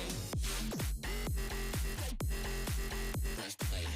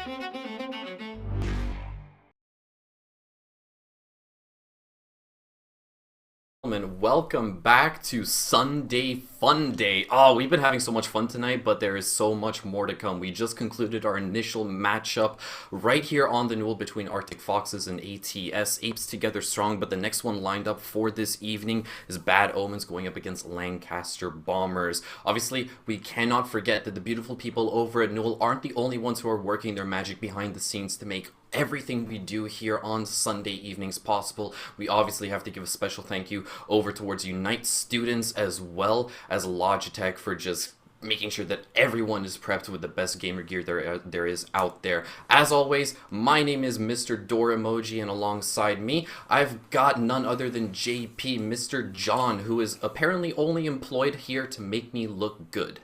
Yeah, it was a little bit written into the contract that I had to sign that I'm not allowed to upstage my co-caster and I have to carry them and make them look as best as they possibly can do. I mean, it's an incredibly hard job with two doors, can't lie. But we're here to do what we can. But the games also speak for themselves. Both teams that we have up in front of us have had some interesting starts to the season. Lancaster Bombers came into this week at 1-2, whereas Bad Omens came in at 2-1. And in fact, we saw them on the stream last week lose an incredibly close game to Reading. So they managed to pick up another win, which is obviously good. They have an incredibly powerful team. Hopefully, the comments we picked up last week on the stream have been addressed going into this week, and this should hopefully be a reasonably straightforward game for Bad Omens. But again, as we've seen in this with the game previously, there are no free wins in this tournament. The Lancaster Bombers, again, a top 12 team. Coming into this, they already have a win themselves. We don't have the results from the previous round. I was just having a look at that. Oh no, hang on, we do. In fact, I lie. They've actually just put them in, and Round 4, Lancaster Bombers 13, Warwick Direwolves 10. So instead of me saying, oh, well, maybe a bit of a straightforward game, actually they took down one of the best teams in the competition in a very close game. Yeah. Whereas Bad Omens came in off a 13-2 loss to the Rootkit and Blue Jays. But the map is split, one that we don't necessarily see that often, a very interesting map, especially with the introduction of Icebox, has instead of been the least favourite map of competition, has now gone to the second least favourite map of tournament play. But we saw Icebox, Bind and Ascent banned by the three teams, and they went on split instead. So things we're not going to see. We're not going to see any Sova. This map agent is not very good, but things that are good. Raze, Sage, Omen/Brimstone, and a Sentinel in either Killjoy or Cypher. In fact, we're seeing double Sentinel on both sides. So Sage is so critical to your mid defense, able to effectively stunt a pistol round push through mid, almost on her own. The wall Of course, having 800 health in pistol rounds is a lot if we're able to get it to set. But again, so both teams, we're seeing double Sentinel, we're seeing at least one duelist, 2 duelists on one side with Phoenix and Raze on the side of the Lancaster Bombers, and we're seeing currently only 1, but we're waiting on Spooky to lock in their agent now. Wretch picking up the Cypher, which is going to be really interesting team comp. Hunter picking up the Brimstone again, SGT Badger on their favoured jet, Spooky picking up Raze, and Jammy Dodger going with Sage. And on the other side, Seductive Sausage on the Killjoy, Joe on the Raze, Koga on Sage, Smiley Serial picking up Omen, and Rogue coming in with the Phoenix. One I am really, really looking forward to seeing. Hugely powerful on this map. There are a lot of 90-degree corners to flash around. I love Phoenix on this map. It is so good. You get to Molotov into one area, which stops them pushing against you. 90-degree curveball, and you're just into a bomb site like anything else. I can't wait for this. I can't wait to see how this one goes. 2 similar teams, but 2 completely different at the same time. Similar things wanting to go on, but different agent choices at the same time. Yeah, different philosophies between the 2 squads. By the looks of it, well, Bad Omens, obviously they did play in last week's stream and didn't necessarily have the most fruitful appearance that time around, so hopefully they've done their homework, hopefully they've taken proper criticism and actually ran with it, built upon their strengths and weaknesses as well, rectified their weaknesses, and hopefully they're looking to come back into this round even stronger. Now obviously, because of the fact that the round is kind of like halfway done, halfway not, the rankings aren't still necessarily all that stable, but Bad Omens, they're currently sat on 9th, and Lancaster Bombers, they have the upper hand in terms of being 6th. But back to the matter at hand, early engagements is going to end up in a trade for the time being, with an early 4v3 scenario. Make that a 3v3 this time around. A Seductive Sausage with the Frenzy is able to shut down the entry fragger of Spooky this time around. The attackers, Bad Omens, they have access to the bomb site, and they're doing their darnest to flush out the bombers and not necessarily allow them to contest. Already 30-ish seconds worth of action, and Jammy Dodger is going to stake the spike this time around to force us into a post plan. Yeah, and both seeing standard executes here with the Sage comp. One, the defensive Sage wall up in mid, the aggressive Sage putting the wall up. We're going to find a 1v1. Hunter does take down Imperial. Jammy Dodge takes him out, but Joey's going to pick up 2. It's a 1v1. Low health versus high health. What can he do? Oh! Close it out. That was too close for comfort coming out from, well, both of these 2 squads in that 1v1 scenario. You really got to feel for Joe in that scenario. He only had a classic to his name, and yeah, he was also on very, very low HP. He could have potentially closed it out if he was able to hit those exact same headshots as those 2 previous kills, but unfortunately, it just wasn't his round, and just like that, Wretch was able to close it off, and Bad Omens, they now take the upper hand. We can already see a couple of rifles, a couple of Vandals with some light armor to go with, so they might be getting a little bit antsy. Hopefully it doesn't bite them in the bum later on. Yeah, I have to give huge props to Hunter in that when he took the 1v1 duel out of the corner against the opposing Omen and actually managed to win the 1v1 duel, but both players are not exactly sure they were. Huge props to him, but this shorty from Seductive Sausage is horrible. In they come. He's going to swing the corner but not kill anyone, and he hits the Sage who has the heal, and this is why this comp is so important to have Sage, but we have multiple players hiding around the corner. They're not going to see him as he goes in. Koga's going to get one, but he's going to trade out Joe straight away. And just like that, the spike has been planted. Spooky so deep into the bomb site is going to shut down Kogo, and now Lancaster Bombers, they have to try to mount this retake. They got info on one player creeping in through the T-spawn this time around, and Rogue trying to make some magic happen. Hasn't necessarily salvaged the gun. Will spot out the booty of Spooky, but unfortunately can't capitalize it. Jammy Dodger's going to clean him up, and just like that, Serial left all on his lonesome in a 1v4 situation. There's not a whole lot that can be done, sadly. I mean, they know where Smiley Serial is. They saw him trigger the tripwire that Cypher beautifully left behind them, and it's just going to get spun through the smoke, and the bomb is going to go down. Wretch is going to pick up Smiley Serial. Bit of extra money in the pocket of Smiley Serial, not too bad. Again, in these rounds where you have classics, you kind of want to die because you're not taking anything with you, and actually you get more money on a losing round if you do die to the enemy team. It actually gives you the economy in this game is so interesting because if you survive you get less money even though you lose. If you die you pick up a bit more because obviously you're losing the weapon at the same time. But full buy here for the Lancaster Bombers. Vandals across the board with one Phantom on the side of Koga. Sage taking up that more stable position rather than go for the one-tap headshots, and the bonus round for Bad Omens. See what they can pick up on this defense. Sage all going to go out straight away mid. He's going to get hosed down straight away. Perfect positioning there from the attacking side of Bad Omens to punish that wall straight away. The Bombers, they simply don't want to give Bad Omens an inch to work with, but hey, that could be the story of this evening. If the Bad Omens are given an inch to work with, then they may as well just take the entire mile. Don't check me up on the math, I will absolutely rail you on social media. But Sergeant Badger, looking to push his way into Heaven, has gotten some territory to work with for the time being. So the Omens, they do already have access towards Heaven, and Joe, with the Vandal in hand, is going to be the sole line of defense. A couple of blast packs will be tossed on out, but to no avail for the time being. They have been able to stymie this push ever so slightly, but the Bombers, they're starting to feel a bit more uncomfortable. Lovely trade out there from Code on to Sergeant Badger. Brett's going to drop that Joey, and this is going from bad to worse on the defensive side. They had weapon advantage with Vandals and Phantoms, but Hunter's going to clean Cobra out of that corner, and a 4v1 situation for the Bad Omens. It can, well, I would say it can only go from Bad Omens to worse, but it's not good position for Lancaster Bomber. Here's a Smiley Serial again on this long flank. Is just not working out for them. Potentially need to change up now.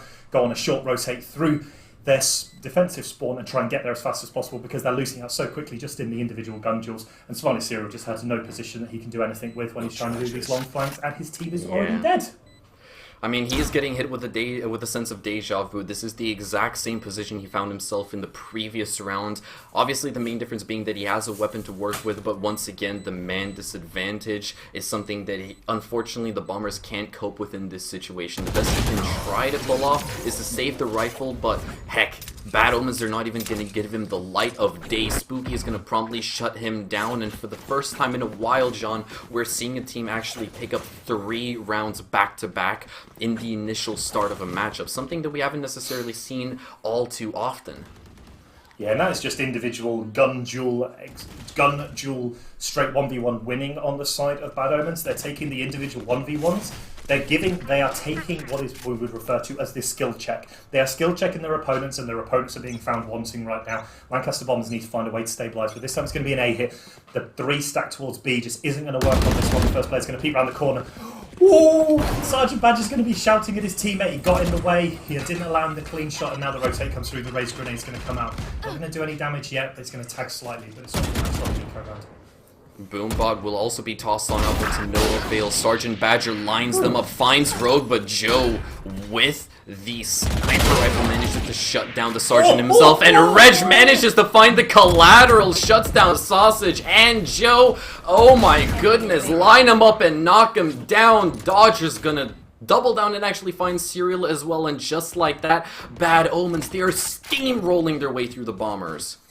Yeah, unfortunately positioning there just did not work out for them. I have to feel sorry for Sergeant Badger. He had the perfect lineup, and then Raze walked right in front of him, took out the line of sight to the player peeking from that top elevation. I think they're going to be in position. So Sergeant Badger here gets a beautiful kill on the first play, but then a critical headshot from onto Badger takes him down. But then this double spray down collateral is so powerful from Wretch before he picks up the 3k for that round.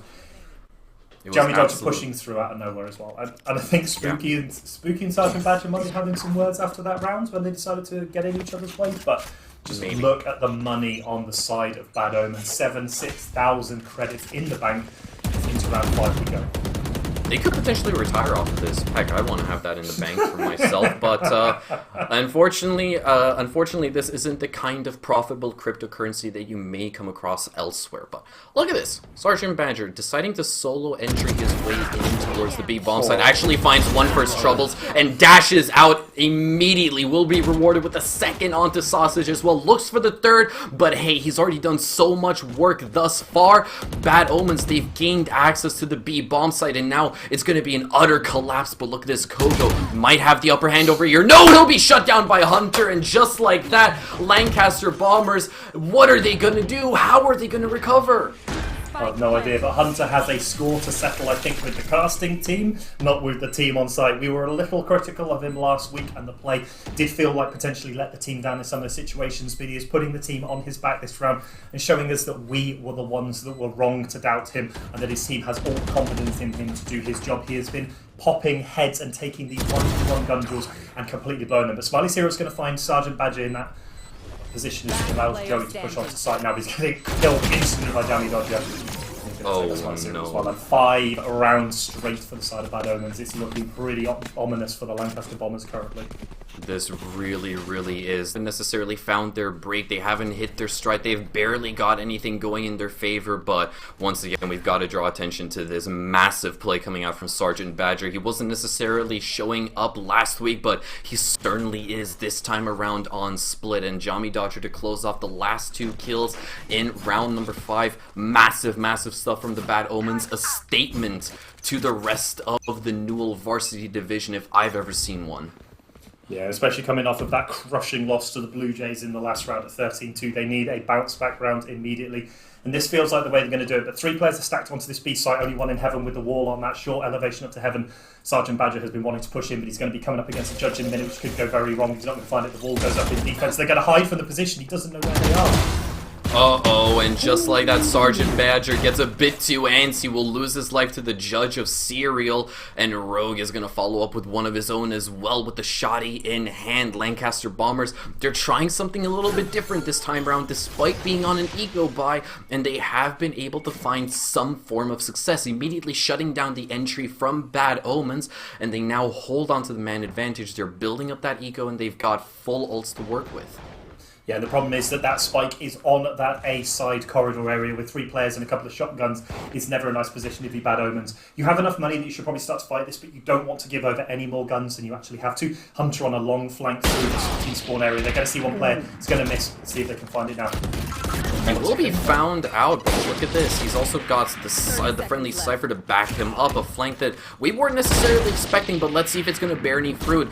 Both parties, they're missing a boatload of shots for the time being, and with 20 seconds left to play with, I'm pretty sure that Bad Omens, there isn't necessarily anything that can be done in this scenario. Hunter, though, he's got something to say about it. Finds 2 for his troubles, but that's all he'll be rewarded with. Sausage and Joe, they're including the last 2 players on the side of Bad Omens, but more importantly, Lancaster Bombers have finally been able to find the scoreboard.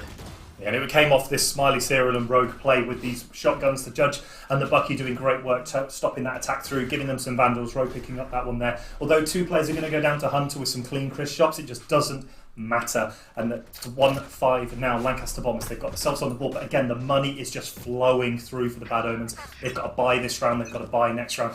The Lancaster Bombers get a bit of eco going. Now they have to make it push through and work in these gun rounds. They really, really do. If they so much as drop 1 round, then they might have to go back to square one and start the entire process once again all over. But look at this. They're all lined up. The attacking side of Bad Omens over by the A bomb site. Initial entry. Oh my goodness! Oh no! Oh! That came so close to a quad kill coming out from Joe, but 2 is more than enough for Lancaster Bombers to work with. Now it's Panic City for Bad Omens. Hunter's going to be shut down, and Wretch, all on his lonesome, will be wall-banged right on the dome from Smiley Serial, and just like that, in the blink of an eye, Lancaster Bombers, they've made yet another statement to once again let their opponents know that they're here to play.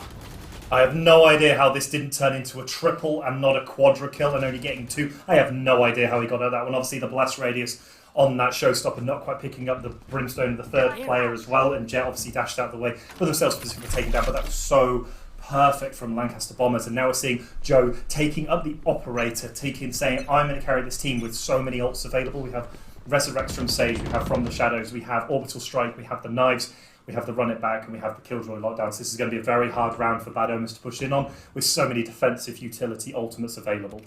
Definitely so, and we've seen them walk into numerous death traps countless times beforehand, but I'm pretty sure the Bad Omens have picked up on the patterns, that they have actually learned from their mistakes this time around, and they are potentially going to play a bit more conservatively, but hey, Spooky's going to decide to play even more smartly. Picks up Rogue, that's the initial entry frag that Bad Omens need, and just like that, they've started to alleviate a lot of tension that they were experiencing over by mid, but a quick rotate on through the ropes over towards A Heaven could potentially make or break this this particular round. Spooky, a nasty turn on towards Sausage, is going to blow open the A bomb site. He will finally be shut down, but so much damage has already been caused. Smiley Serial won't see the light of day either. Wretch will promptly shut him down, and now Joe, as well as his Sage on his team, they have got to mount.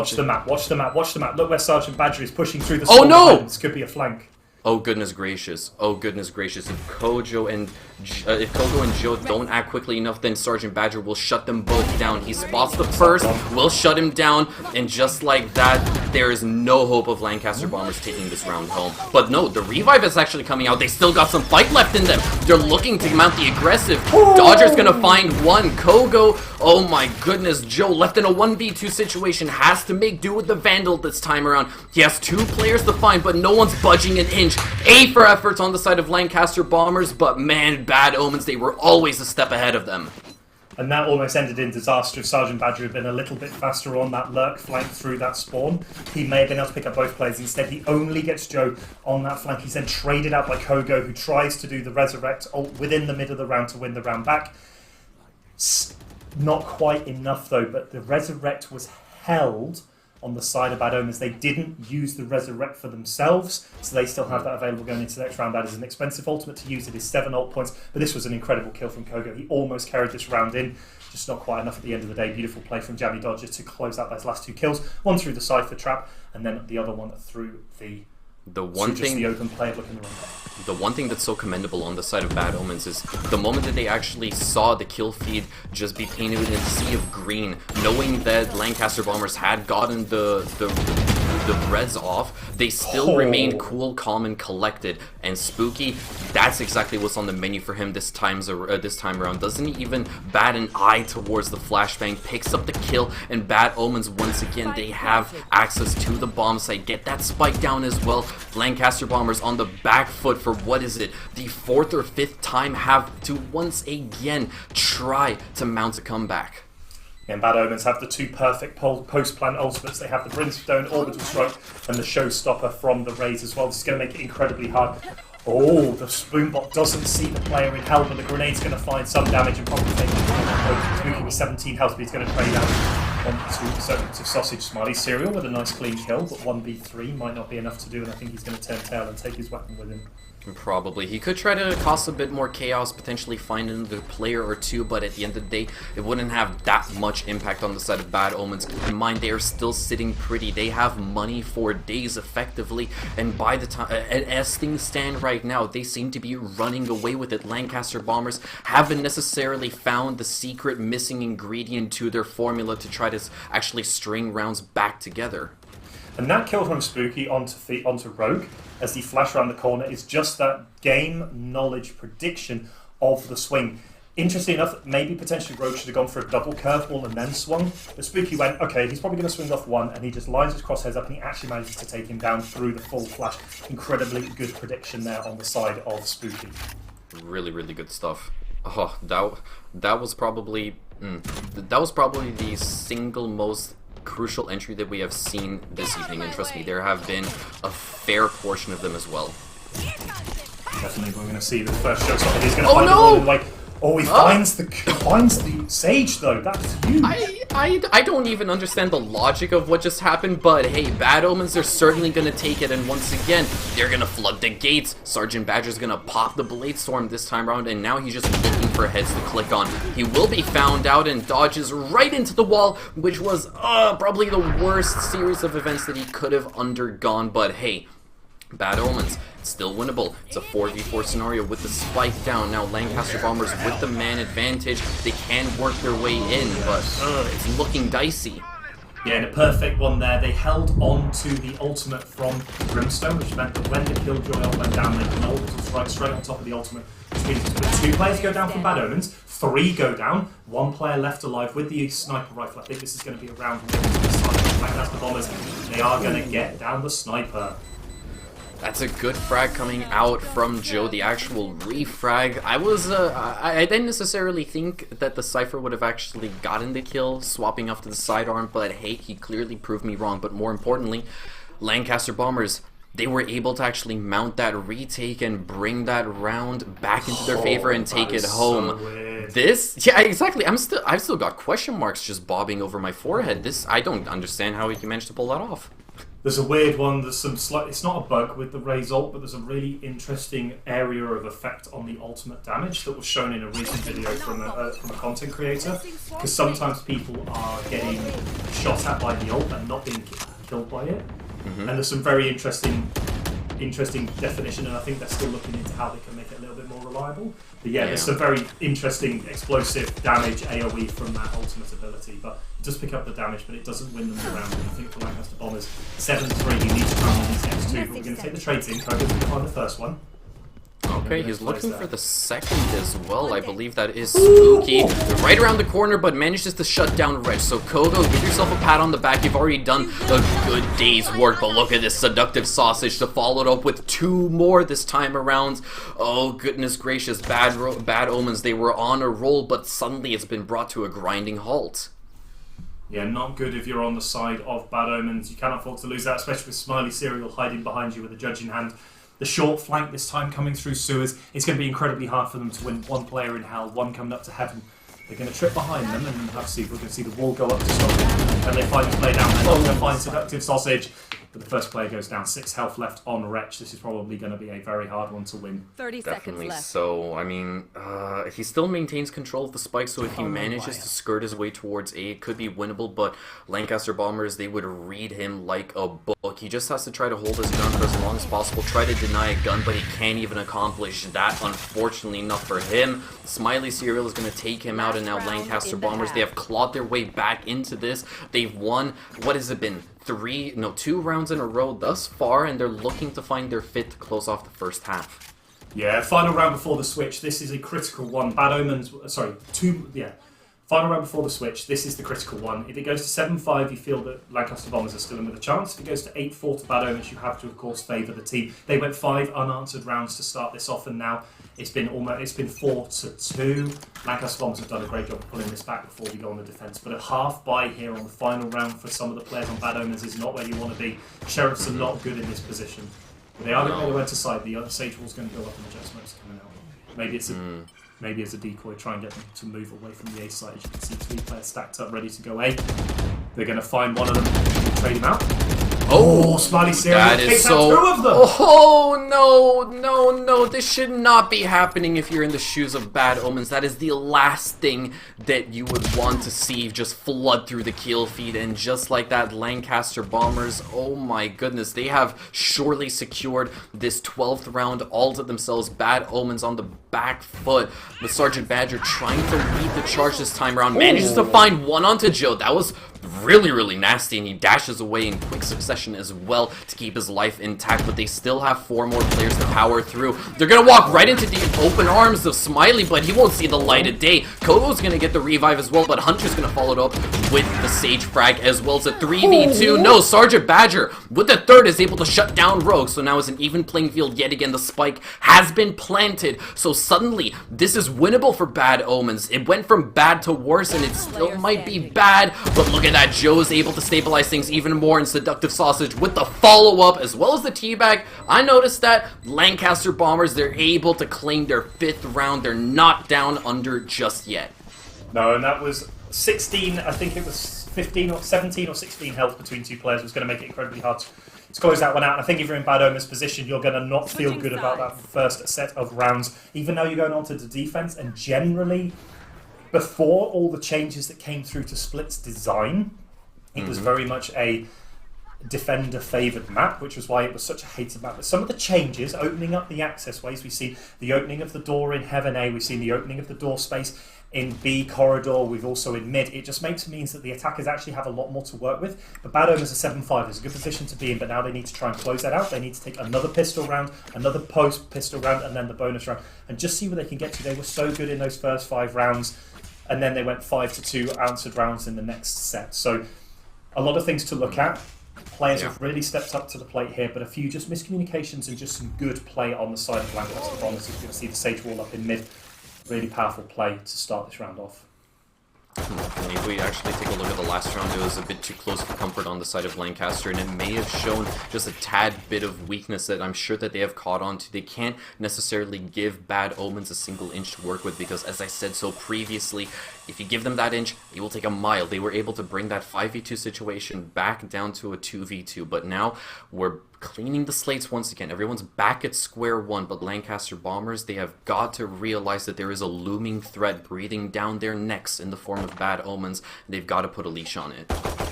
Yeah, and they're just trying to find out where the Cypher is right now. They're not exactly sure what the bomb site's holding. You've got to assume it's the B site. That's generally what Cyphers hold.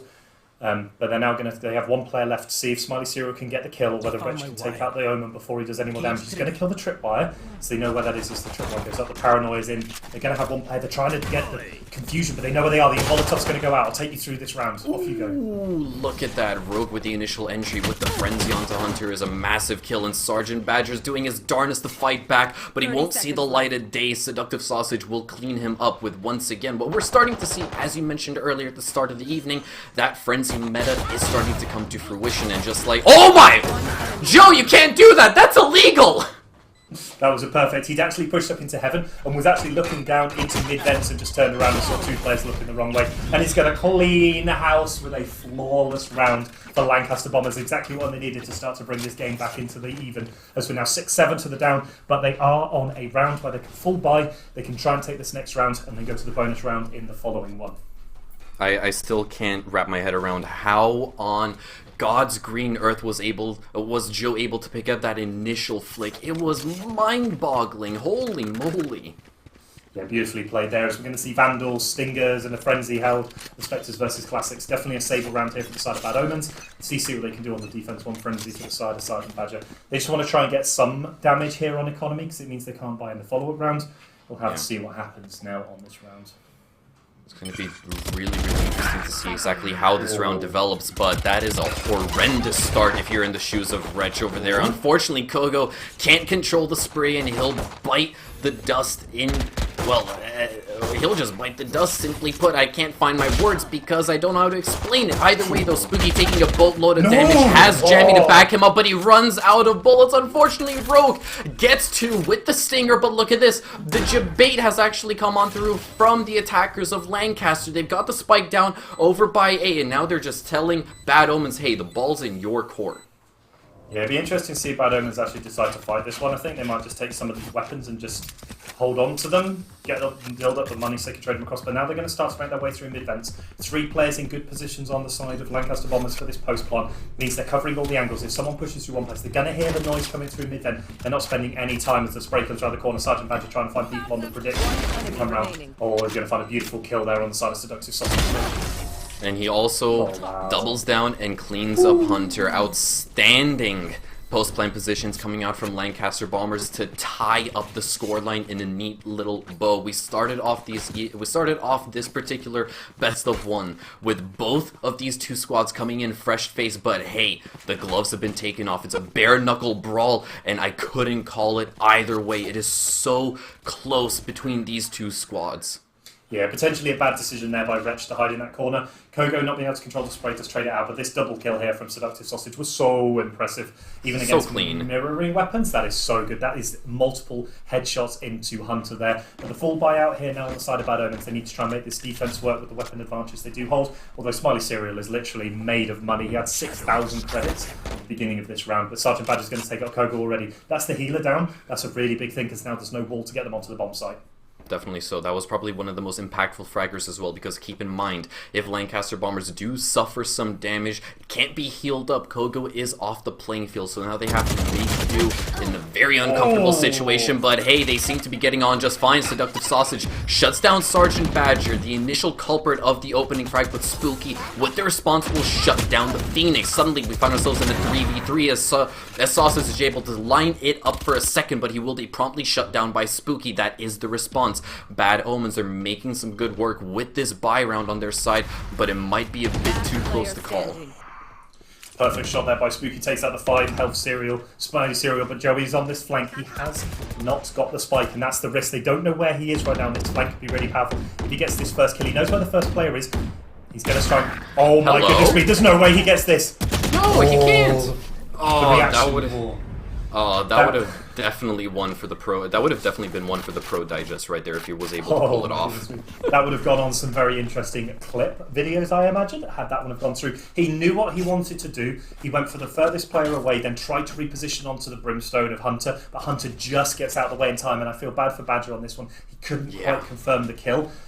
The Spooky here was great. Seductive Sausage did a lot of damage as well before being taken down, and then it was just left to one player. You knew what he wanted to do. He had his highlight reel moment, but perfect But, well, perfect timing if you're on the side of Hunter. He dives in behind the box without even realising where Joe is. And it just means he's in cover and he can't be taken out for that triple. But Spooky is now on the Sheriff. The weaponry is not great on the side of Bad Omens, but they did get the win. And that was the important thing, trying to find some players with a jump peek out. But they're hiding well back in corners at the moment. Yeah, Bad Omens have been able to finally claim their first round of the second half this time around, but they need to try to convert it into multiple rounds consecutively. They were maintaining a rather strong lead in the initial half of this best of one, but now they're finally starting to stabilize yet again after Lancaster Bombers really gave them a run for their money in the previous couple of rounds. Once again, it's a relatively slow approach coming out from Lancaster. They're still spread relatively thin, camping close-ish towards their spawn for the time being, and they're just maybe a little bit indecisive, trying to find an opening, trying to figure out exactly what their plan of attack is. Yeah, all of the teams, all 4 teams we've seen today have taken a very methodical, slow approach, but now the clock's starting to run down. We're down to 40 seconds. Still haven't made a decision where the spike's going to go. It is in mid, but now they need to make a decision where they're going to execute. We're going to see the Molotov out from Hunter to slow any attack going into A. We know the Yeoman's there, but can they find the players in mid? This boombot may help them slow this down, especially with the wall across, but they know where they are now. Now they need to execute as the grenades are going to come out. This can slow them down to 25 seconds. Finally, Cyril's going to take a Hunter on the inside. Not where you want to be. No, he'll also double down and find a second onto Dodger right over there. So Bad Omens, they're looking a little bit worse for wear, but they're still trying to hold onto the bomb side with an iron grasp. Joe, great game sense, is going to pick up Wretch as well. That was a nasty wide swing. And Bad Omens, oh lord, they find themselves in a 5v2 situation with a Killjoy ultimate to work with as well, or to avoid, I should say. Coco's going to shut down one of the last 2 remaining players on the side of the defense, and it's all down to Sergeant Badger. Not much that he can do. He will actually pick up Coco for his trouble. Looks for the second, but he'll walk right into the open arms of Sausage right there. And just like that, Lancaster Bombers, they're keeping Bad Omens in check. And I think had Bad Omens been on a full buy round, that would have been a round win. I think Lancaster Bombers took too long to make the decision on where they were going to execute that attack. And had it have not been against a save, effectively a save or half buy round on the side of Bad Omens, that could have been an absolute disaster for the Lancaster Bombers. Just meeting too much resistance. They managed to get away with it. They got the spike down in time, but I felt they were a little bit too cautious. They ran it there was something really funny about that. The way that initial, not necessarily execute, but the ingress towards the bomb site had actually played out because of the fact that the Sage Wall was placed over by ropes. It essentially meant that Bad Omens had made up Lancaster Bombers' minds for them. They were flirting with the idea of either going towards A or B from mid. The moment that wall had actually come down, Lancaster was like, okay, cool, you don't want us to go into A? We'll just take that on a silver platter and go to the opposite bomb site instead. Yeah, and that's why I feel that unfortunately had it been a slightly better buy on the... Oh my goodness me, that spray down through the smoke was disgusting by Joe taking down Jammy Dodger straight away. And that's what I said, I think if the weaponry had been slightly better on the side of Bad Omens, it could have been much better than the shot. Unfortunately, the showstopper's not going to stop any shows today, but Hunter is going to take out Smiley Serial on that lurk flank. Really clean shot there on the side of Bad Omens. Really great stuff as well to level the playing field once again. Now Bad Omens, they sense that something is amuck, that something might hit them like a truck in the moments to come. Coco gets the revive onto Smiley Serial, but Hunter, unfortunately enough for him, he goes down swinging, and just like that, Bad Omens, they have lost far too much and have gained so little. Lancaster Bombers, they managed to bring us from a 4v4 to a 5v3. Spooky's gonna actually shut down Rogue, but the spike plant will be confirmed up in heaven. Wretch is gonna double down and shut down Joe as well, so we're back in a 3v3 scenario, but with Bad Omens mounting this retake, it's not looking all too pretty. Smiley Serial will shut down Spooky, and Sergeant Badger on 7 HP. Oh goodness gracious, if he so much as receives a tick from that turret, he will surely go down. It's all down to Wretch to try to win out this gunfight. Unfortunately enough, can't land the shots. Badger's gonna go down, and now it's all down to Wretch, blocked out of elbow. He has to expose himself, and he'll walk right into Kogo's LOS, a triple on the round, and Lancaster Bombers, for the first time this evening, have actually established a lead. Yeah, and they've just been a lot cleaner on these plays than the defensive side has. It just feels like they've just had the idea of where they want to attack. They've been able to hit the executes on where they want to go. This kill of Jammy Dodger through the smoke, you're just going to be regretting that one, I think, from Jammy Dodger. I don't think it was a good idea to peek, but then this was so unfortunate for the side of Hunter. He just wasn't able to target out an individual player, and he was punished for it, and then we're seeing the attack here in Heaven almost got them to the point where they could fight back, but then too many clean shots on the other side. Now we're back on a saver round if you're on the side of Bad Omens, and they're going to have to rely on some utility and some luck to get them through this round. It's been really, really close between these two squads this evening right here, and with Lancaster Bombers for the first time maintaining their lead, the obvious question is, can they hold on to it? They haven't been in this position before, as I said, so obviously now that Bad Omens, they're on the back foot, they don't necessarily have the best weaponry to work with. This is the Bombers' time to capitalize. Yeah, we're seeing a lot of the Phoenix utility used here by Rogue One Curveball as well as the Flame Wall. But Kogo has already pushed up into this mid area. Can they find any... Oh, Jammy Dodger. That was a clean shot onto Joe. That's the operator down. They bought into an operator. Spooky's going to throw out the grenades to try and find some damage back. He's going to see some players, but not actually catch anyone with that shot. Unfortunately not. Good of him to actually pick up the Sheriff, a much more lethal weapon at range than the Frenzy this time around, but look at that. Sergeant Badger, he's getting antsy. He walks up through mid with the Bucky. He'll actually just brush the flash off his shoulder, but unfortunately enough, his efforts won't amount to anything, and just like that, Bad Omens, Wretch specifically, in a 1v4 situation, will be shut down by Kogo, and things for Bad Omens have gone from bad to worse, as there are now 2 rounds separating these two teams. Yeah, and Lancaster Bombers were a little bit too clean for Bad Omens on these thrifty rounds. As we saw earlier with Arctic Foxes and with ATS, the Apes Together Strong, both of those teams were able to close out thrifty rounds. In this one, Lancaster Bombers have just taken their foot and just stomped all over these thrifty rounds, all these save or buy rounds for Bad Omens, and Bad Omens cannot do anything on these save rounds. They're just getting blown away with the superior ability to get these gun rounds through. And I think that's where Bad Omens are starting to struggle. They're on buy round, save round, buy round, save round. You can see an aggressive peak here. The Hunter's going to take down one, but trade down straight away. It's a good start off. Technically no harm, no foul for either squad, but once again that could potentially crutch Lancaster Bombers' potential to win out the round. Bad Omens' potential to win out the round.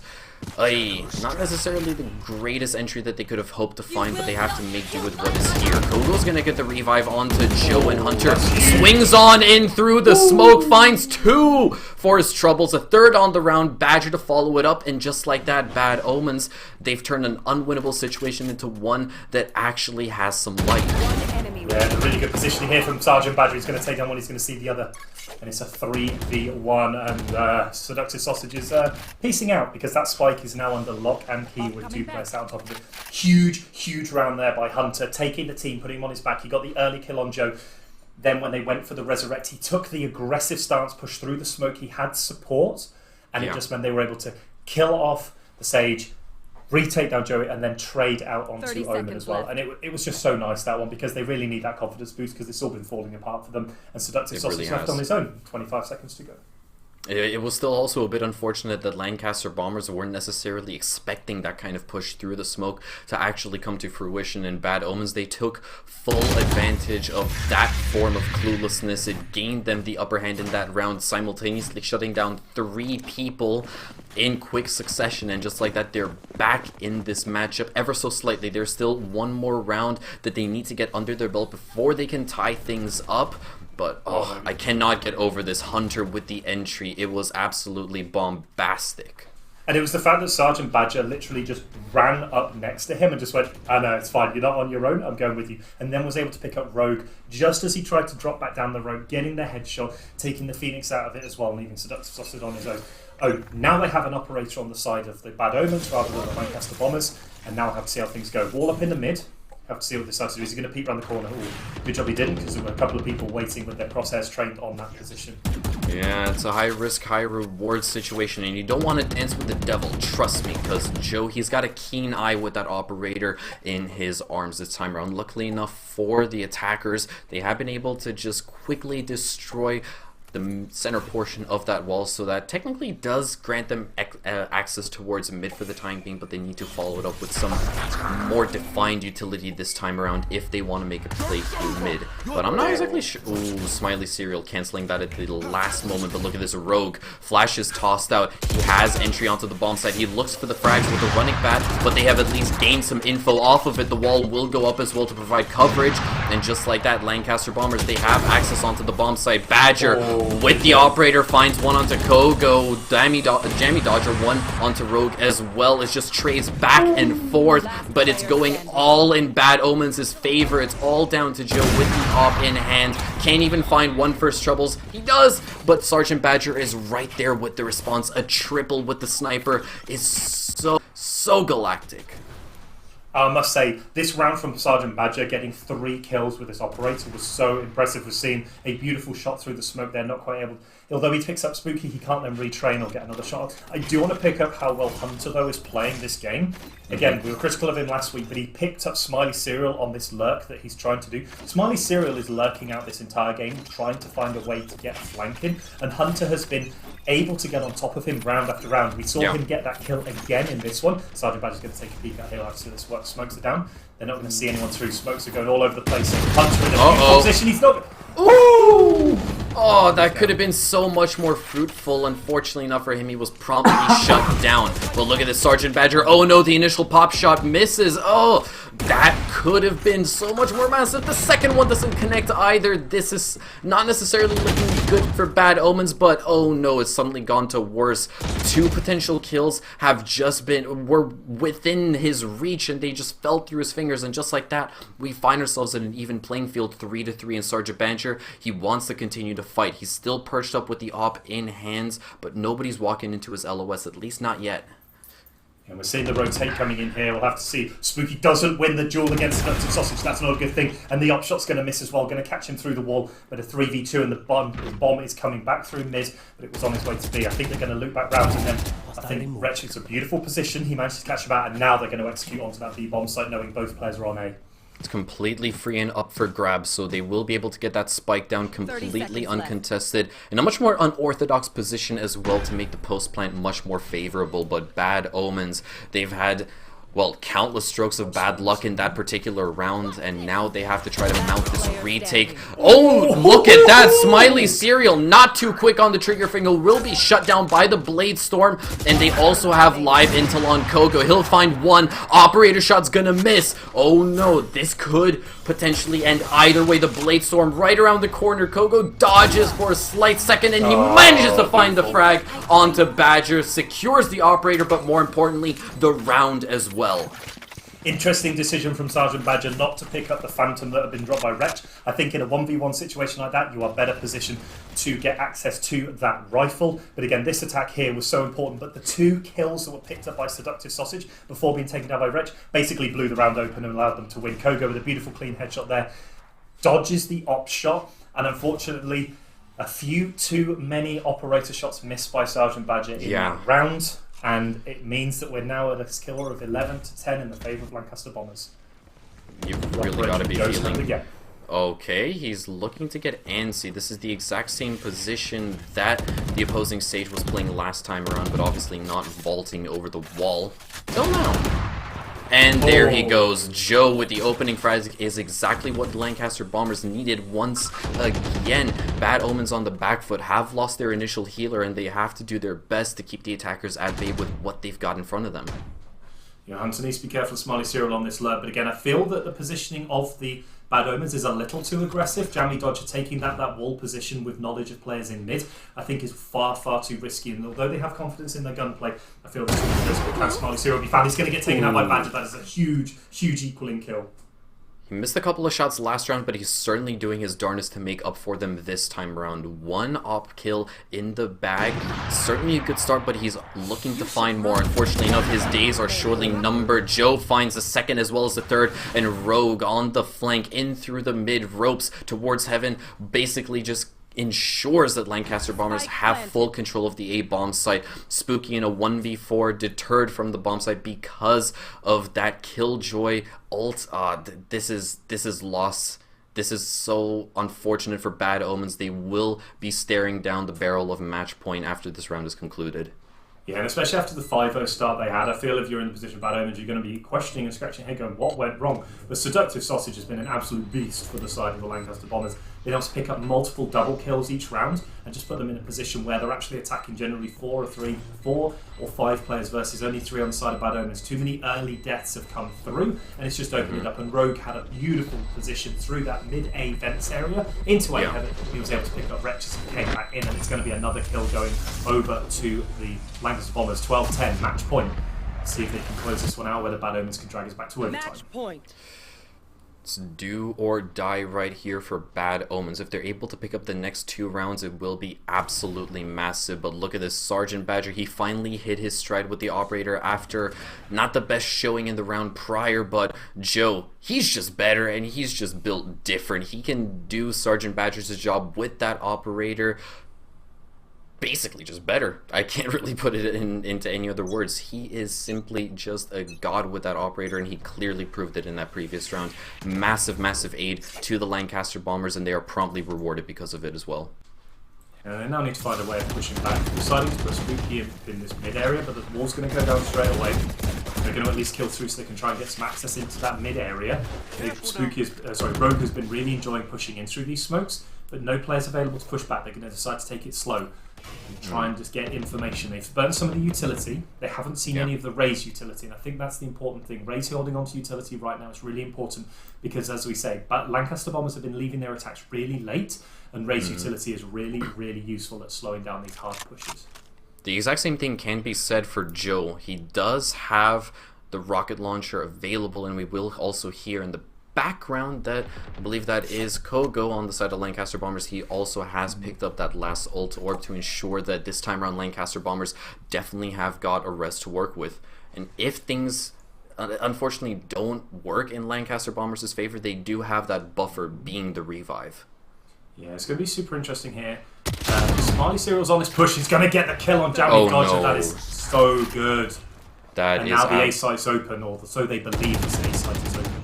Sergeant Badger is perched up over by Heaven, but you can hear the blast pack launch comes on out from Joe, but unfortunately he can't pull the trigger fast enough. Hunter's going to get the better of him, but Bad Omens on the back foot are able to equalize things out. Hunter with the third as well will be shut down by Seductive Sausage, but here comes Spooky to the rescue, finds 2 for his troubles, and unfortunately enough for Serial, he doesn't have time. And Hunter holding the site almost solo there. A massive orbital bombardment allowing Spooky to get the early couple of kills. They got, this time they hit the Resurrect that was thrown down by Kogo, able to take out the Sage. We're going to see it here. The ult comes in. They manage to take down. They trade out straight away on Joey. Rogue taking out SG Badger. This from Hunter is huge. He sees the Sage, he gets the Sage, he then spray transfers, he does a load of damage to Seductive Sausage. Even though he's traded out, it just means that Spooky has basically a free-for-all on the enemy position, and Omen left on their own. Smiley Serial not able to do anything in the 1v2, and a huge round there by Hunter. That triple kill keeping them well in this game. Yeah, definitely Really the MVP of that round. Being able to find those 2 kills in quick succession essentially meant that Bad Omens still had a fighting chance, and that is amplified by the fact that if they win this next round, they are able to force us all the way to overtime. They've still got 2 ultimates to work with. Fortunately enough for Lancaster Bombers, only the run it back is available. We did see it be used to good avail previously in the first half, but now Lancaster Bombers, they have got to thread the needle. They've got to nail the coffin and ensure that Bad Omens don't necessarily have all too much to work with. But Sergeant Badger is going to be flooded out through mid this time around and forced back into ropes. The entry from Rogue is starting to come on out, but Spooky, he's got to hold them at it for as long as possible. The grenade, unfortunately enough, will be his death. He actually does manage to get one from the grave this time around, but if it's enough, I really don't know. And Jamie Dodger's taken down as well for so there's no Sage Resurrect, but Sergeant Badger on a massive flank here. See if he can get it up as Wretch is perched up here. It's 3v4, but it's certainly winnable. The plant's about to go down by Seductive. See if they can find him. They're going to know where he is now. They know he's in heaven, but they've got to find him behind the wall. They think he can spike cleverly. Oh, they're going to get one. Oh, nice dash away. Good stuff, good stuff coming out from Sergeant Badger. He does also place down the smokes, but look at this Smiley Serial walks up Heaven, finds one onto Hunter, but Sergeant Badger and Wretch, they're gonna double down and find one of their own. Smiley Serial with the third on the round has to ensure that Bad Omens don't actually get the they don't get the defuse. Wretch is trying to stick it for the time being, and that means it's go time. It's definitely time for Lancaster Bombers to ping it, but look at this. Oh no! Oh goodness gracious. Wretch, does he have enough time? I don't think he does. Does he? Oh no! They got it! They got it! They got it! He held the defuse and he was able to get it. We go to overtime. What a clutch play by Wretch. He held it down. That was frame perfect. If he would have just waited another millisecond, he would have surely gone down. Pros don't fake. Because of that, saying bad omens, they're not out just yet. We're going to go all the way to overtime. This could have gone disastrously when Smiley Serial got that flank through. But the 2 quick kills. Oh, the first 2 bullets missed. He didn't counter strafe or stand still. He was still moving when he shot the first 2 shots. And those changes to the Vandal accuracy on the move meant that the first 2 and 3 bullets didn't hit the target. And it was the 4th one that connected. But at that point, the spike had been diffused. If he'd have just stopped moving, he may have got the kill. But that is so close. And that shows you how good and close this competition is. 12-12 as we hit overtime. Lancaster Bombers on the defense again. The wall's going to go down straight away. Bad Omens with the rifles in hand. Again, 5,000 credits per player. You get to buy everything out with that. Generally, you won't see operators now anymore, but it's in rifles and full utility. It's a gun round on both sides for the rest of this match, and you need to win. You need to get an advantage of 2, otherwise it continues to go and go and go until someone decides to win by 2 clear rounds. Just a quick one as while we were waiting for them to come. Lancaster Bombers have got to ensure that they don't let that last round get to them. They were so close to nailing the coffin, but they have another shot at redemption this time around. Wretch is going to open things up, shuts down one of the defense players on the side of LB. And look at the Spooky with the entry, finds Seductive Sausage, and Hunter's going to follow it up with a shot onto Kogo as well. Rogue is going to shut down Spooky as the plant is going down, but things have gone from bad to worse for LB. It's a 1v4 situation for Joe. He's got a mountain to climb, and he doesn't even get to start it. Hunter's gonna shut him down, and Bad Omens, they've re-established their lead, but it only took the pressure of overtime for them to do it. I know, and that opening kill that they managed to get through, Wretch basically opened up the bomb site. Spooky just double blast packed all the way into hell. The 2 players that were stood in CT did not expect that double blast pack onto site, and he was able to kill the first player before they even knew what happened. Yes, they were traded out, but at that point they're 2-3 players down, and just closed out by Hunter and the rest of the team, and Sergeant Badge able to pretty much pick up a kill each almost. It wasn't a team ace, but almost every player got a kill in that round. We're now going to see them go onto the defense, which is again has been quite hard for the side of Bad Omens to hold this up. They've managed to clutch some rounds out, but it's not been clean at all. No, it really hasn't. Some of their rounds in the initial half were messy, despite the fact that they ended off the first half with a scoreline of 7-5. It has been a while since they have even tangoed with this particular defensive side, so let's see if they still got the goods. The exact same thing can be said for the Bombers on the attack. And now, the fact that they are on the attack, staring down the barrel of losing this matchup means that the pressure is surely on. They're starting to feel the heat, just as Joe is going to have to dodge out of harm's way from that grenade. But look at this, once again, Rogue is looking to solo entry onto the B bomb site. Doesn't spot out the Cypher, at least not for the time being. He's got to worry about the camera. Oh, Wretch! Oh, no.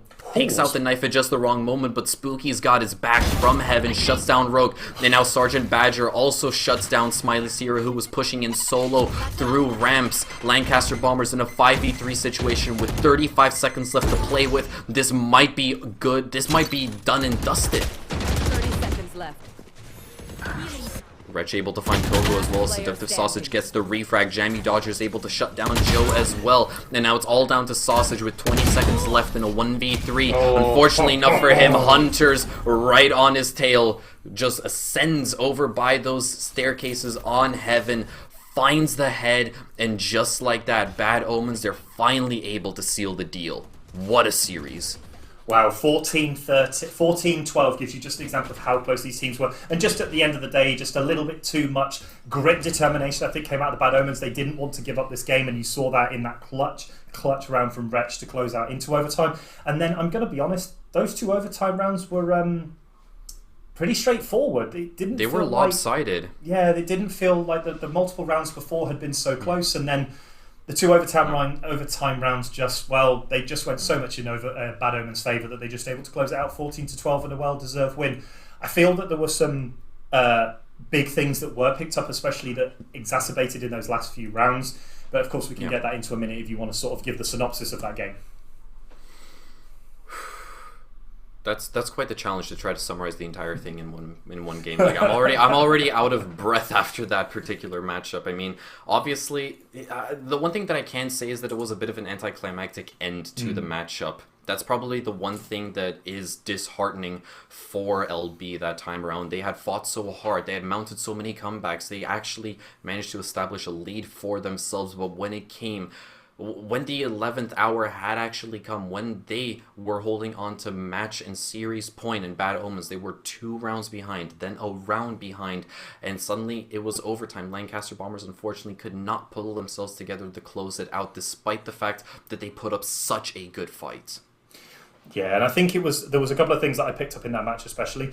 I feel unfortunate on the side of the Lancaster Bombers. There was a couple of things I did pick up. Unfortunately, Smiley Serial got a little bit predictable towards the end of that game, as we saw when Sergeant Badger, in that overtime round, just stood in a corner, knowing that the Omen was going to be on a lurking flank and just cleared him out, which meant that it was just not working, and these lurks from Smiley Serial had no consistency to working, because they happened every single round, and it never felt like they ever adapted to a different strategy. It felt like they were just like, we're going to do this because we've seen it work before and it'll work now. And in Smiley Serial, as good a player as they are, they just couldn't get that strategy of that lurk to work. And on the other side of things, I feel bad for Rogue, because he just couldn't make the Phoenix pick work. The run it backs were They left a lot to be desired. They didn't get any frags off of the run it back, and generally they were picked up and got rid of, and it just felt like he wasn't able to do enough on that pick, and potentially something else could have been better in that stead. I mean, these are minor grievances with how the game went,